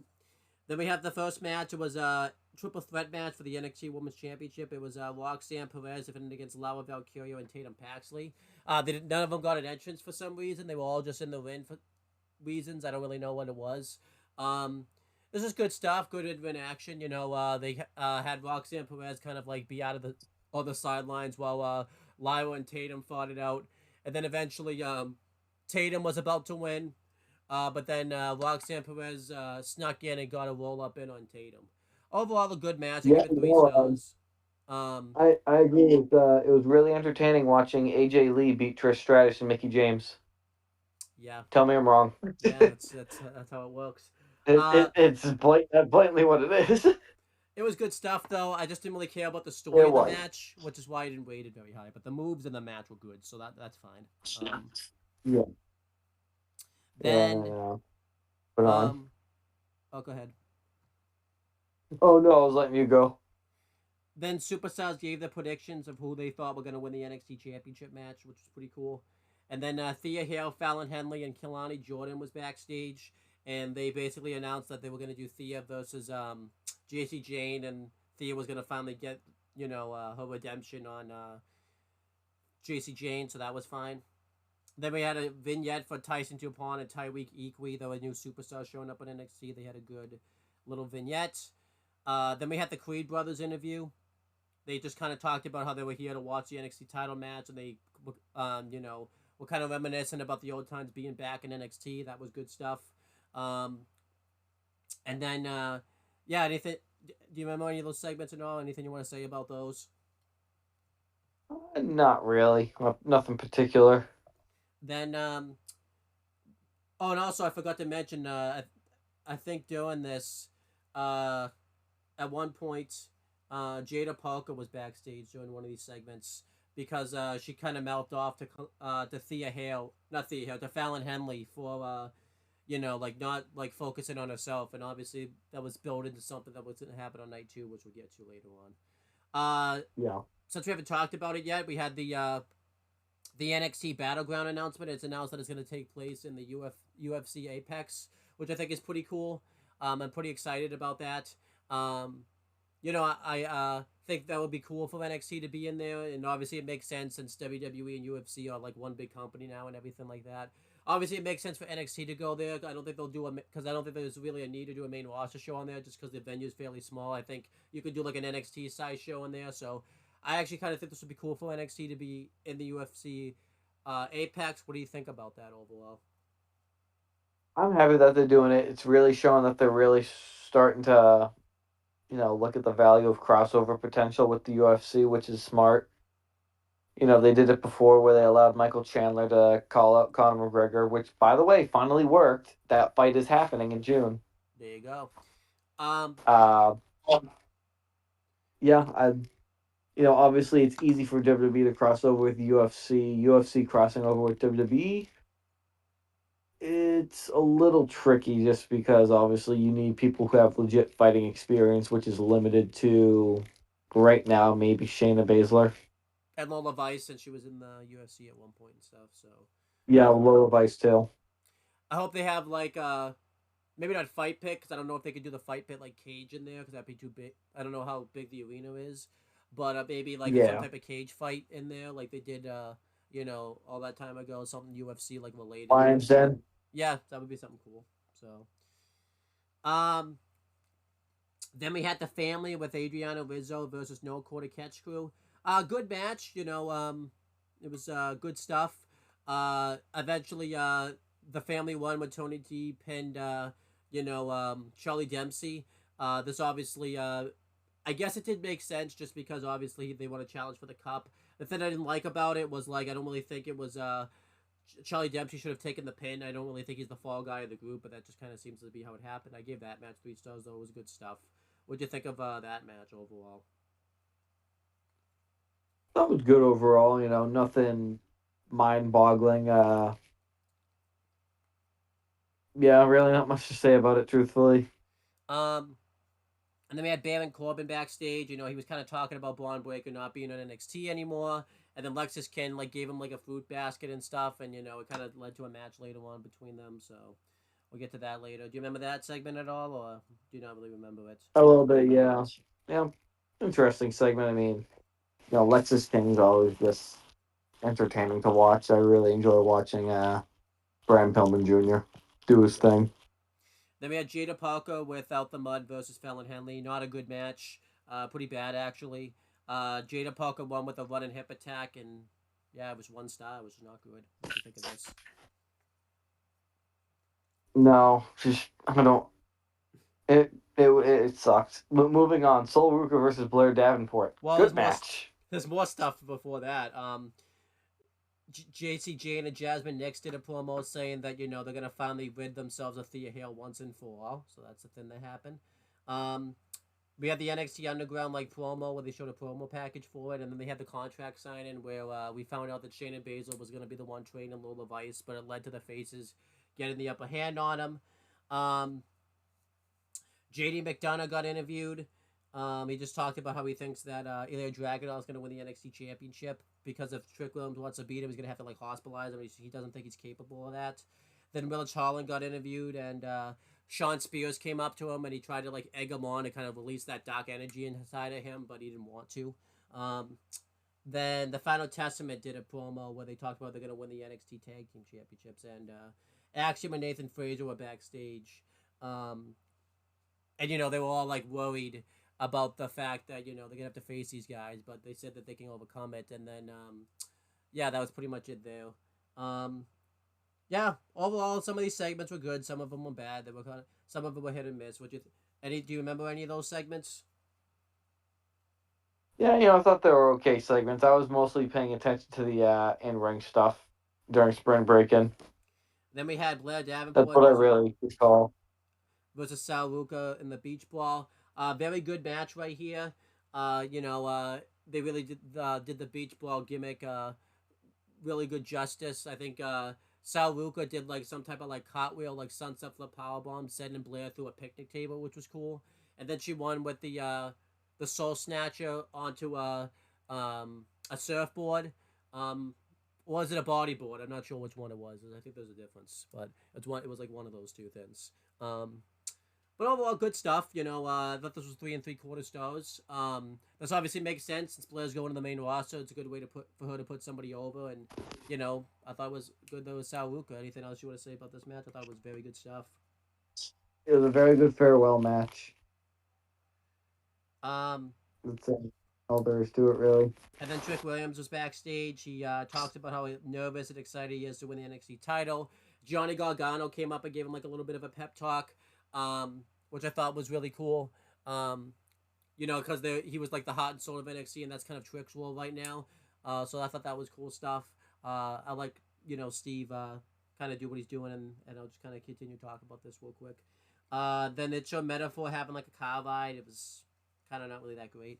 Um, Anything you want to say about those segments, the Trick Williams segment or the Metaphor car ride? No, I tend to zone out whenever Metaphor's on screen. They suck. They're just awful. And then we had Baron Corbin versus Lexis King. I thought this was a pretty good match. It was looking like Baron Corbin was gonna go babyface, but that might not happen now because they might put him back into a heel when he goes to the main roster. But I kind of hope they keep that direction. Lexis King won by cheating. Real good win for Lexis King. I'm really happy for him that he got this win. And I thought this was a great way for Lexis King to get a victory. I thought this was pretty good stuff. I give it 3 1/4 stars, and the extra quarter was for Lexis King winning because he really needed this win like bad because he was kind of lost in the shuffle before this. What'd you think of this? Yeah, no, I thought it was once again good way to write Baron Corbin off so he can go back to the main roster. Good way to keep Lexus King going as kind of a slimy heel, but truthfully, I'm not the biggest fan of them booking him that way. I think he should be booked more as just a completely ruthless heel. That's Like, fair. I don't know. There's some guy that wrestled in the 90s and used to kind of be like that. I forget his name. He used to be flying around the ring and stuff like that, but I don't know who it could be. I think Lexus King might know who that is. So, well, he might not though. He also owned a gun, but we don't talk about that. And then we had the main event. It was for the NXT Championship. It was Ilya Dragunov defending against Trick Williams. Where if Trick Williams lost, we'd have to leave NXT. This was a great main event. Um, it seems like every time these two get in the ring with each other, they seem to outdo the other match.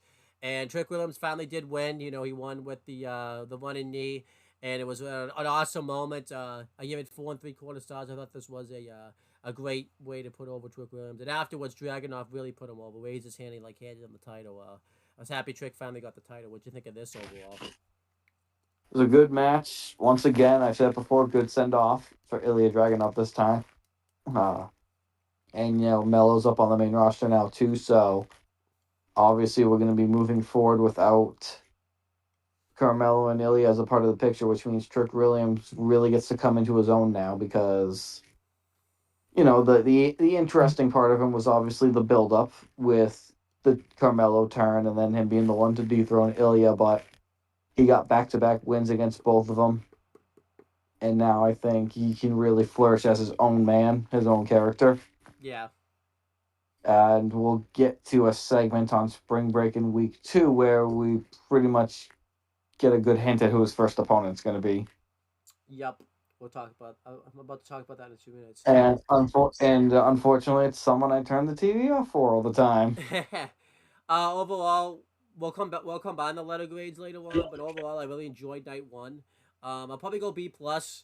The biggest highlight was obviously Trick winning the belt. And the beach fight and Lexus Kin. This show did struggle for a bit. I feel like as it progressed, it got better, but it definitely was a struggle to get there. So where would you put night one? I'd give it a. I'd give it like a probably the same as Backlash, a 4 out of 5 stars. Was thoroughly entertained the whole way through.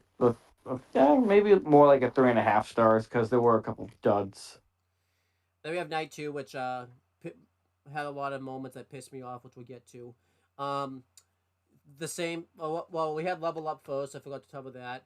Um, the same people on commentary, except during the main event of Level Up, they swapped out Byron Saxon for Vic Joseph. I don't know why they did that, but they did. Um, Eddie Thorpe faced Cal Dixon. That was a good match. Eddie Thorpe won, so that was good. I give it like 3 stars. Kalani Jordan faced Kendall Gray. That was good stuff. Gave that 3 stars. Kalani Jordan also won. And then Javon Evans faced Riley Osborne. That was actually a really good match. Javon Evans won by roll up, and then afterwards him and Riley Osborne shook hands. So it's good stuff. Uh, Yeah. Moving to the real show. Um, Trick, we had an intro which kind of broke down everything that happened the first week and like the draft and everything like that.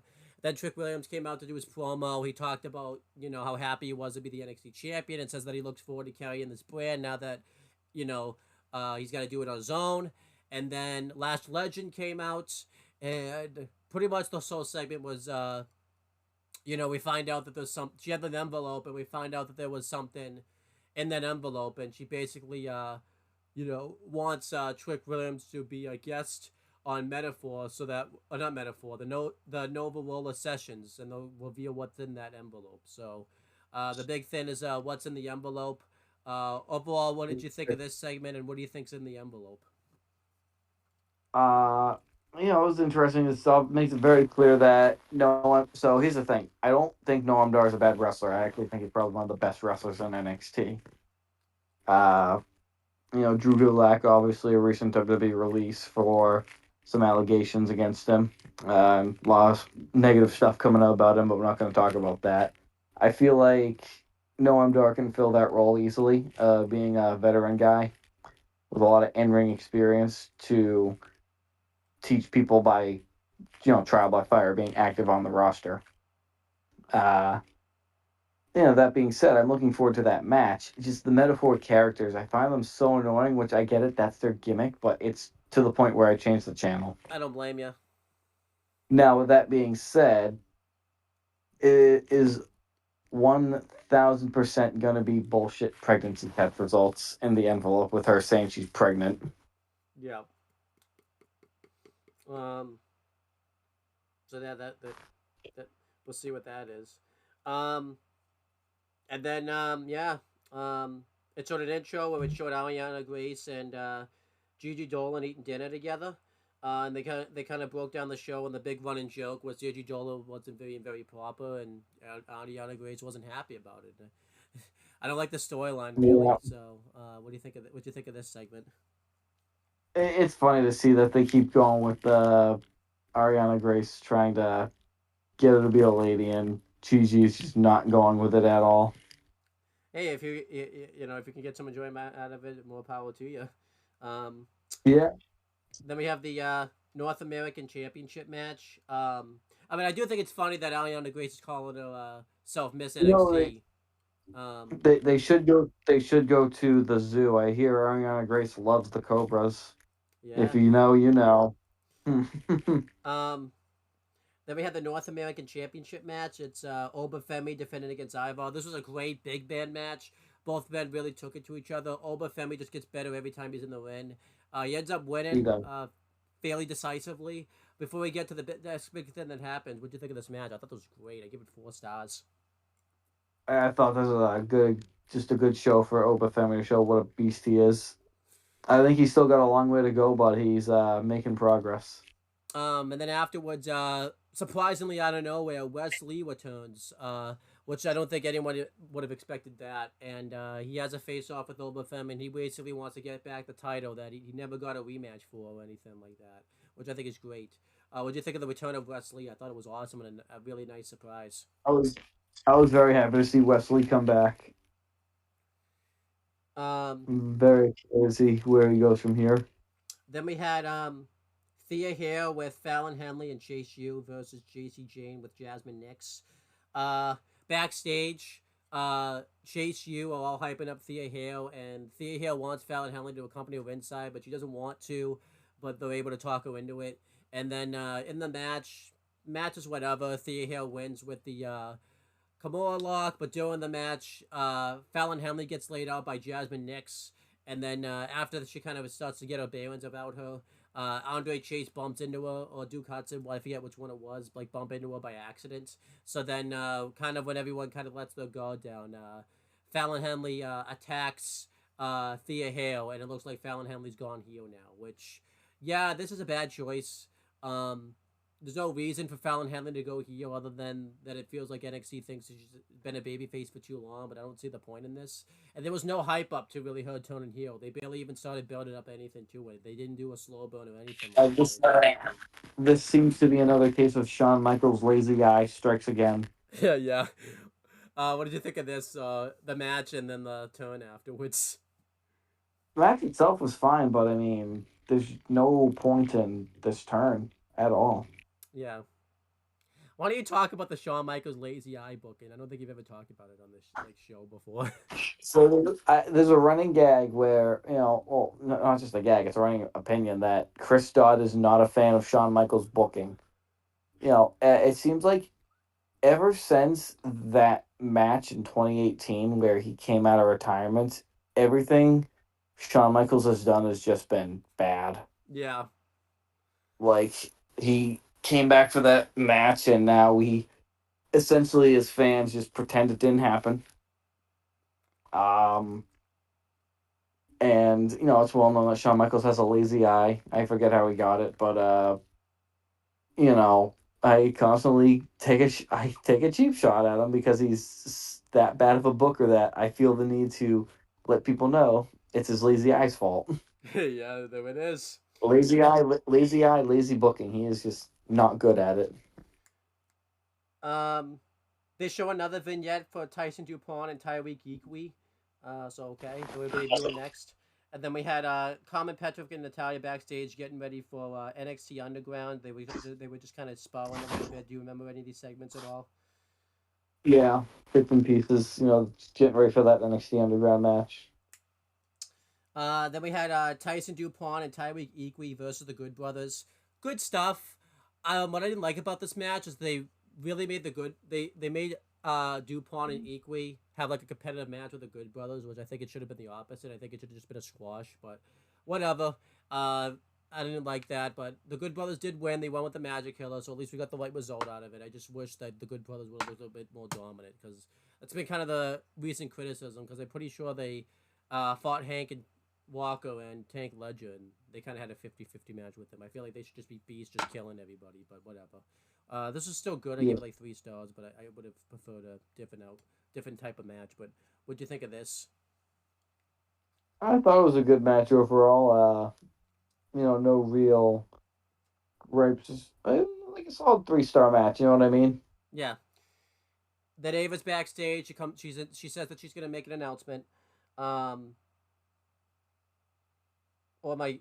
No, yeah. Am I misremembering? No, that's. I thought it was a bit. I thought it was the Roxanne segment, but that wasn't the case. Then to recap the draft, just kind of talked about what happened, and then Ava comes out and announces, that like NXT is gonna step into a new era now that everyone's kind of moved on, and she talks about how they're all gonna be missed and everything like that, but NXT just has to move on, and she announces that at Battleground, they're going to crown the first women's NXT North American champion. And she announces they're going to do it the same way they did the men's one, and that's with a ladder match, which I think makes sense. And the way they're going to do this, the way they're going to set up the competitors is next week they're going to have like a collarbine thin. No, not collarbine, that's something else. Combine thin. Yeah, that was bad. But yeah, they're gonna have a combine like whatever, like competition or whatever, and the 6 wrestlers that impress them the most will face off in like qualifying matches or something. I'm not really sure how that works. They didn't really explain it too well. But it led to various people coming out like Jada Parker came out and Sal Ruka came out and Ariana Grace came out. And they all kind of put their name into the hat, talking about how they want to be the first champion. And then Mia Yim returned, which was really cool. But kind of not surprising knowing that the Good Brothers were there. And she talks about how she wants to make a name for herself. And she talks about how she's known for ladder matches, and it leads to a big brawl later in the show and everything like that. Overall, this was a good segment. I just didn't really think they explained too well about how they're going to typically go about this, because I don't know what the hell the combine thing is. What do you think of this overall? Yeah, it was interesting. Ultimately, I think this is setting up for Julia to debut and win the title. Yeah, I'd be cool with that. Maybe she'll be in the combine segment. So then Nathan Frazier and Action were backstage. More of the same stuff. They just kind of talk about they want to retain their tag titles. And then Shayna Baszler and Lola Vice did some more training. Any thoughts on these segments? No, no real thought. It was just all building to the match ultimately. Then we had Shawn Spears versus Ridge Holland. Good match. Ridge Holland won with like some type of like suplex into a flatliner. I didn't really like Shawn Spears losing. I don't really know what's going on with him. It seems like they brought him back and he's just been on a losing streak ever since then. But yeah, just really not good there. What do you think of this match? I thought it was 3 stars, but I just thought the one person Uh, won. yeah, it kind of feels like they're building towards Sean Spears being more of a backstage person than an active wrestler at this point, which it's unfortunate, but if that's what he wants to do, then good for him. Yeah. Um, Then we have a bad segment. It's Roxanne Perez and Ava backstage, and Roxanne Perez is upset with Ava because she wasn't drafted, and she thinks Ava pulled some strings and told the general managers not to draft her. But then we find out that because she was in the NXT Women's Champion, she was protected from being drafted, which everyone knew. So it made Roxanne Perez look stupid, and Roxanne Perez just walked away all mad. And Ava wanted to talk about a next challenger, but she didn't really get to. So yeah, this segment was really bad. And then Yeah. yeah, what do you think of this segment? I thought it was bad, but maybe you liked it. No, I didn't. It's just like I said, it's nice that it's progressing a story, but I don't want to see Ava Rain wrestle again. Yeah. The Rock can do many things. Genetically pass on his wrestling ability to his children is not one of them.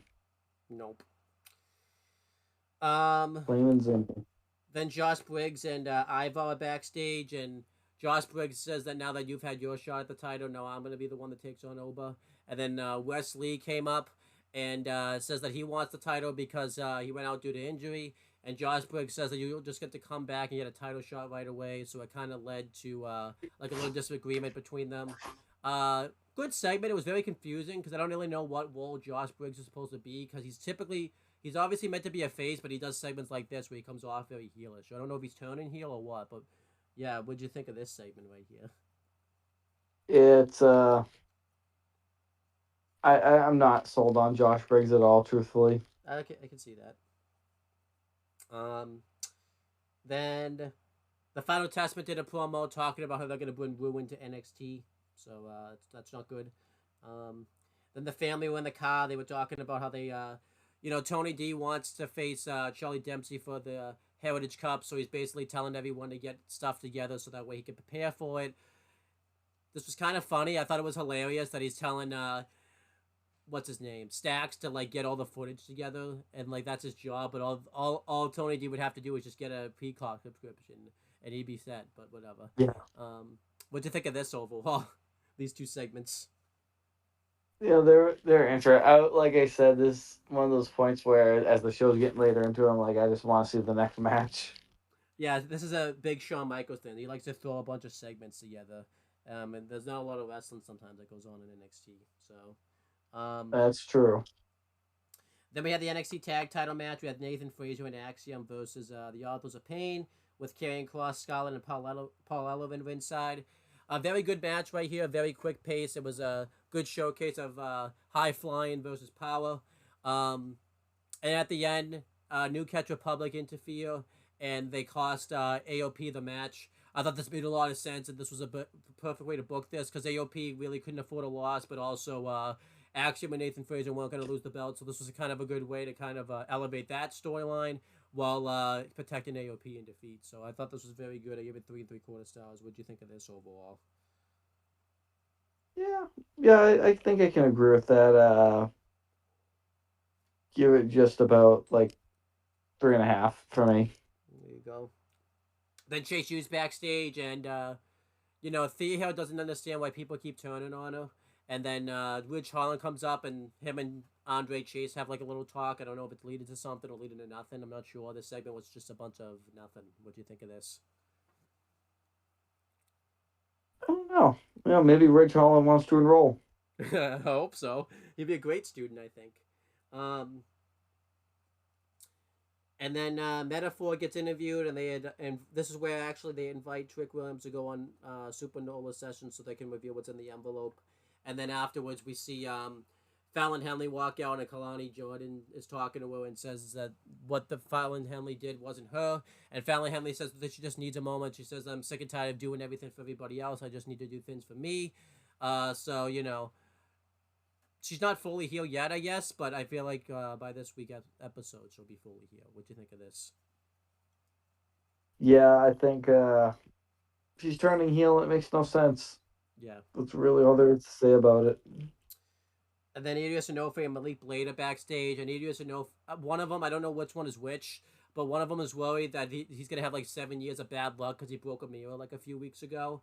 And Brinley Reese Yeah, comes up and tells him like not to worry about it. And she reveals that she went to the animal shelter and they have cats, but the problem is the black cats. And as you know, that's usually, a thing for bad luck also. So, he's obviously really worried about that. So I don't really know where this is going. Like, this seems like really lazy storyline, like a really lazy thing to set yeah, up. So I don't know what the hell this it does. was. What do you think of this? This is just so lazy.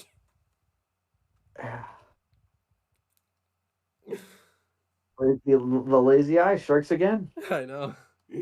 Um, then we had the The main event. all-seeing lazy eye. Yep. So I guess when I say stuff like lazy and like I'm saying like why this happens, is that the reason you come up with was why Sean books the things he books is because of his Like lazy eye? you've ever seen Lord of the Rings? Sauron's eye, like staring down at people. I just envision like that being Shawn Michaels' lazy eye, and like it's just shooting out laser beams to write the NXT script. That's awesome. Um, then we had Lola Vice with Shayna Baszler versus Natalia with Carmen Petrovic in the NXT Underground match. I really like the NXT Underground matches. You know, I feel like they finally got the concept of how to do it better and everything like that. For some of these people, it was the last time they showed up on TV because a few of them got released a few days later. Um, but really good stuff. Eventually, Natalia has the match won where she has Lola Vice in the sharpshooter, but Shayna Baszler comes up from out of nowhere. They did this really good shot where she panned out from behind Carmen Petrovic and put her into the rear naked choke, a Karafuda clutch, and Natalia lets go to save Carmen Petrovic. But this cost her in the end because then Lola Vice just knocks her out completely and everything like that. So overall, I thought this was Yeah. great. I give it 4.5 stars. I would have preferred Lola Vice to like win with a submission hold or something because I feel like the ending was a little anticlimactic, but it was still well enough. What do you think of this overall? That was that was interesting to bring NXT Underground back like that. I just hope they keep doing it and don't just ignore it now. Definitely. But Um, we'll have to see. that wasn't the last thing we saw on the show though. Roxanne Perez and Ava are backstage again, and Roxanne Perez is like upset that like they main event. I don't even know what she was upset about at this point. She's just mad about something.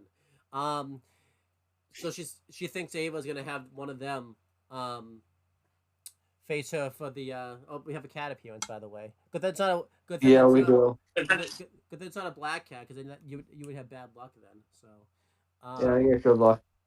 but you know Ava announces that Roxanne Perez is going to defend that belt again on this week's episode of NXT, and it's going to be against Chelsea Green. This match would be fine Yes. if Roxanne Perez was still a babyface, but that's not the case, so it just seems very odd. It's okay to do Yeah, heel it's like versus heel, but I feel like these characters are too heelish to face each other. But what do you think? What do you think of the end, finding out that it was going to be Chelsea Green facing Roxanne for the belt?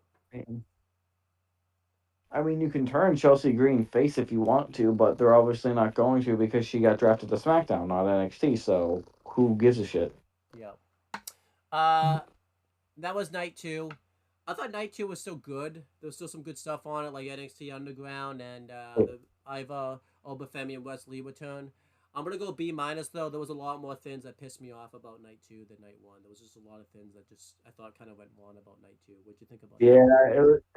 was like a straight thumbs in the middle show for me. 3 stars. Um, Overall, if we combine the letter grades, it would probably go down to like a B if we grade both nights together. Like Um, a B minus C plus range. yeah. So yeah. But the last like thing WWE show wise we're gonna talk about is WWE Speed. WWE started doing this show on X, which used to be Twitter, but you have to say X now because it's just how it is now. Um, and pretty much what it is, it's you know, they do it on every Wednesday at like noon, and it's each match has a 3 minute time limit, and they were doing a tournament to crown the first ever Speed champion. Overall, have you seen anything about Speed, or have you just been kind of like following on? Have you seen any of the Um, matches? I did. So there's only two things I know. I watched the championship match. Okay. I understand that championship matches are 5 minutes and regular matches are 3 minutes. Yeah. And I found out that Pete Dunne is actually the one who came up with the idea for this and is producing it. Yeah, that's cool. Um, Overall, I enjoy Speed so far. I like how the matches are very quick, very fast paced. The wrestlers that they choose for it are very good too. Obviously, it's people that have the ability like to do a fast match like a Ricochet or Johnny Gargano. Um, Bronson Reed was in an episode, but his whole thing was he just smashed people in minutes and all that type of stuff. So overall, I've enjoyed Speed so far. They've crowned the first champion, which was Ricochet. Ricochet kind of makes sense to be the first champion because his whole style and his whole character is that he's a fast wrestler and everything like that. So it kind of makes sense to have him be your first champion. I like the title belt design for the most part. I think it looks pretty good. Overall, how do you feel about kind of how Speed's become? And obviously, too, they only have one commentator. It's just Corey Graves that does it himself. Um, from what my understanding too is they film the matches on SmackDown, like it's like the dark matches before SmackDown, so that's kind of how I think they're doing this. But overall, how do you kind of feel about Speed, and how do you kind of feel about Ricochet being the first ever Speed champion? Yeah, I think it's interesting. I The only downside is I'd be willing to bet that we're not even going to see that belt on actual TV, and I don't know why. Like, if you really care about the show, then why not let him carry that belt around? Yeah, this could be a kickoff match, like on the paper PLEs beforehand and everything like that. So, they haven't they did advertise it the week that JD McDonough and Ricochet were gonna have a match, so they're starting to advertise it a little bit more now and everything like that. We'll kind of have to wait and see what happens. They're doing another tournament to crown, Ricochet's first opponent. I think it's Tyler Bates facing Angel, I think, in one match, and I think the other one's like Ivar versus JD McDonough. I might have that one, but Ricochet's gonna have his first title defense. So I'm looking forward to see what happens with that. We'll cover Speed. We won't cover it every week, but maybe after the first tournament when his number one contender gets crowned, we'll cover it again. We won't cover it all the time. But overall, I enjoy Speed so far. What do you think of the tournament idea that they're gonna do to set up his first opponent and everything like that? That should be interesting, but like I said, they gotta actually promote speed a little better and make it matter. Yeah, definitely. Um, yeah, we'll see if Ricochet comes up with the belt tonight. That would be a good start. Um, do you think there'll be a women's version of like the Speed Championship? Like they'll do a women's version, or do you think they're just gonna keep it strictly the males that doing this? If it catches on, I think they could do a woman's version. What about tag team version? Like, or do you think tag team you couldn't really? Do you think tag team would be too hard to do in like 3 minutes and stuff? Probably have to do like 5 minutes for tag matches. Okay. Um, some other news you want to break down? Even though this is a week old, but Drew McIntyre signed with WWE. He signed last week, I think. Good. Um, Apparently, all the reports we found out was he was never going to leave. He said he was going to stay with WWE. He was just trying to get his affairs in order. So it seems like the news reporters kind of got that one. I feel like it seems like they kind of jumped the gun when it came to that. Overall, what do you think about Yeah, Drew sticking around, and what do you think about kind of the news reports? Because he said he was never going to go anywhere. Do you think he's just saying that because he resigned, or do you think he was genuinely was never going uh, anywhere? I genuinely don't think he was going anywhere. I don't think he ever had a reason to. What I found very interesting was,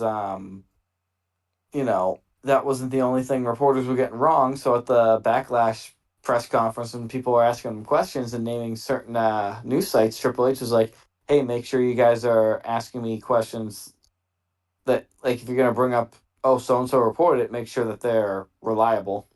Yeah, And that obviously sends a lot of the internet wrestling fans into a butthurt tizzy. yeah. All up in arms because he called out journalists. Like, big fucking deal. Deal with it. I do want to say he didn't call him out too. The person asking the question cited the sources. It's not like Triple H just said the sources. Like it's not like. So I want to make sure we have some Exactly. clarification. So, um, but what, yeah, because we'll talk about him. They said Drew Gulak wasn't released, his contract just wasn't renewed. But then now people have come out and said like Triple Well, H is obviously backpedaling because everyone's saying that Gulak was open to resigning. It's just that WWE didn't want to resign him for obvious reasons. So it's obviously tough to tell what's really going yeah, on I there. mean, I'm sure that's true, but it's one of those situations where you're telling the truth and lying at the same time. Did his contract expire? Yeah, that's probably what happened. But if his contract was for another 2 years, was he going to get released? Probably. Yeah, I just think And I think yeah, that's the issue. There is there should have been a little more communication on stuff like that. yeah, definitely. Um, Like you don't have to specify what happened. You just say they're no longer with us because of this. yeah, definitely. Um, Obviously, the Gulak thing we kind of talked about. It seems like Gulak's names get dragged through the mud. Is there anything you want? I know you said you weren't going to touch it, but we're kind of on the topic now. Anything you want to talk about when it comes to Drew Yeah, I Gulak? mean, Cody Rhodes had some interesting comments to say about him that you can look up and see what he said. Basically, he said he kind of suffered from veteran. He kind of gave off vibes of a vet who never made it, so he took it out on younger talent, Yeah. Cody Um. included. Yeah. Um. Other things is Jerry the King Lawler seems to be gone from WWE. They didn't renew his broadcasting contract. A lot of people are surprised about this, because it seems like they always did. And they're surprised, because typically WWE before would always take care of people, but it seems like under this new regime, they're not, they're willing to cut people. And Jerry the King Lawler, he's been dealing with some health issues, so it kind of a lot of people seem not to be happy and also surprised that WWE just cut him and all that type of stuff. What do you kind of think about? I'll read the article word for word too, if you want me to get some I clarification. no, I know what you're talking about, and I think the King may be all elite before long. Yeah, um, which kind of sucks. I mean, it would be good that he's going there, but I just don't really see what he can do. Like, I guess it's good to have that knowledge, but we'll have to wait and see what happens. And Yeah, then I think I was gonna say I think honestly, if you get JR and the King in AEW, that certainly puts eyes on the brand in a very positive light. I agree. Um, and then there was one more thing I wanted to talk about real quick, but I don't remember what it was, so it must not have been very important. Um, but oh, I mean it's AEW related, but it could turn to WWE news. Ethan Page seems to not be with AEW anymore. He just left. I don't know if he left or he was released because his roster page, like his roster image, I don't know what they call that, but he's not on the roster page anymore. So do you think he's Yeah, WWE bound if once he can go there and everything like that? I think he absolutely should be. Yeah.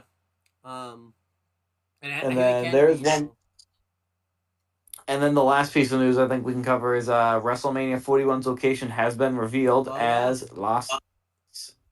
Um, yeah, I'm happy about that. Have they ever done? They've done Mania in Vegas though. They had to have. I don't know. That seems like what a market they would have touched. Uh, have they? I don't know. I don't know. Let me Um, see. was it 26s in Vegas? I thought it was. 26 was in Phoenix. Okay.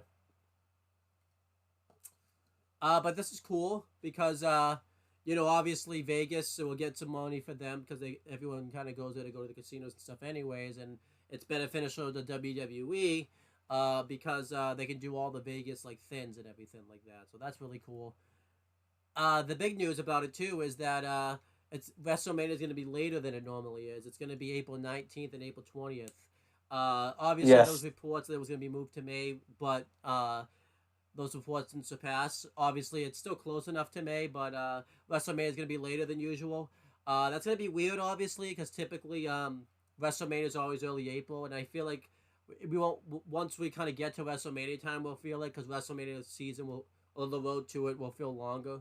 I don't know what they're going to do to counteract that, and obviously it's questionable to see like what will happen to the rest like the other indie shows and stuff that run around that time. Are they going to be able to run their shows because obviously typically they try it's always been early April and now it's kind of late April, so you know Yeah, and to answer your question, WrestleMania 9 was in Las Vegas. that's probably why I don't remember it. So Yeah, because everyone wants to forget that one. um overall, what do you think about WrestleMania being in Vegas again, and what do you think about it being later next year than it normally is because it's actually later next year? I think it's the right call. I think it's a good idea. I think this allows them to. I think it actually benefits them because this way you can do. If you want to, you can probably do a pay per view in March, which I imagine they're going to want to do. Yeah, Because if you're going to go from, because typically every PLE they like to do later in the month, if not right at the start of a new month. correct.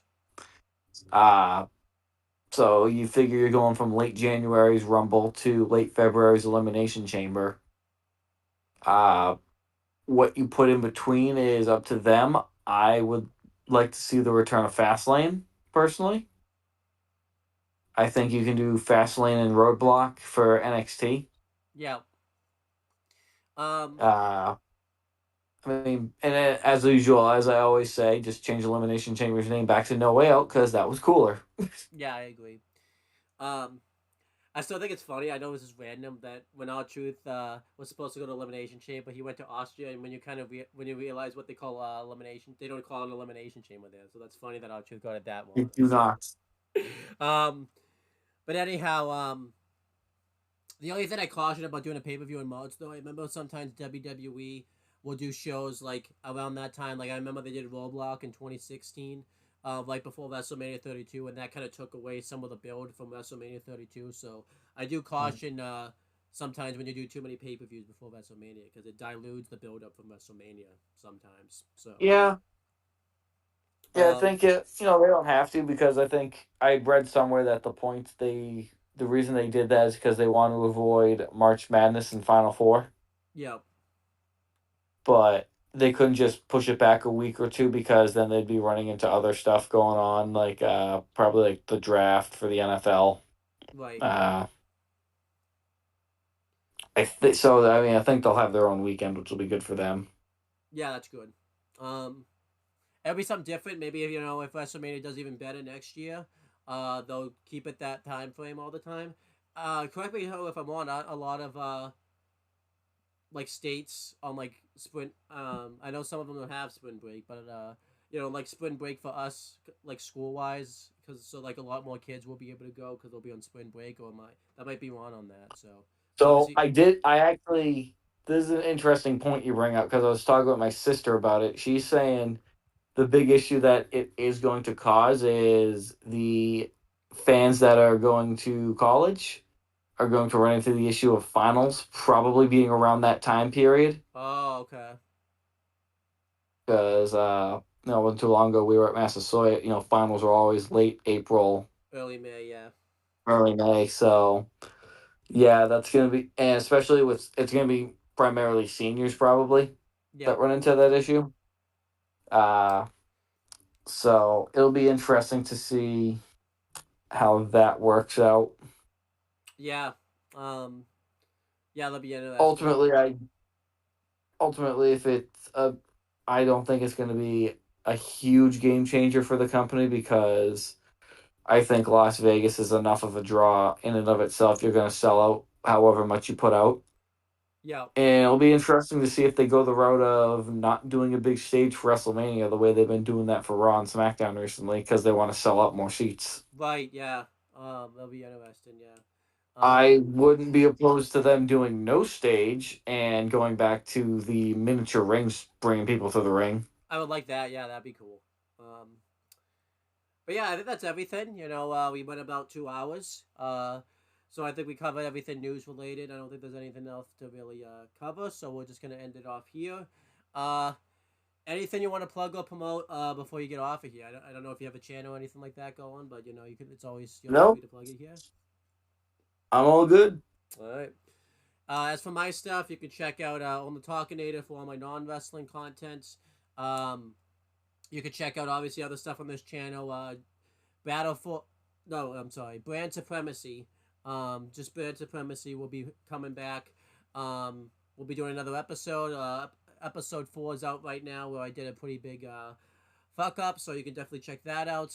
And then Steve is definitely gonna try to be on, obviously, when he's definitely gonna be a backup if someone's unavailable. It's just once he can get his work schedule figured out, we'll definitely try to get him back in the fold. Um, Yes. we have some tier listing coming. Um, we're gonna be doing before King of the Ring, every King of the Ring winner that's ever happened. So that would be fun. And that's pretty much it, guys. Thank you guys for watching. We'll talk to you guys later.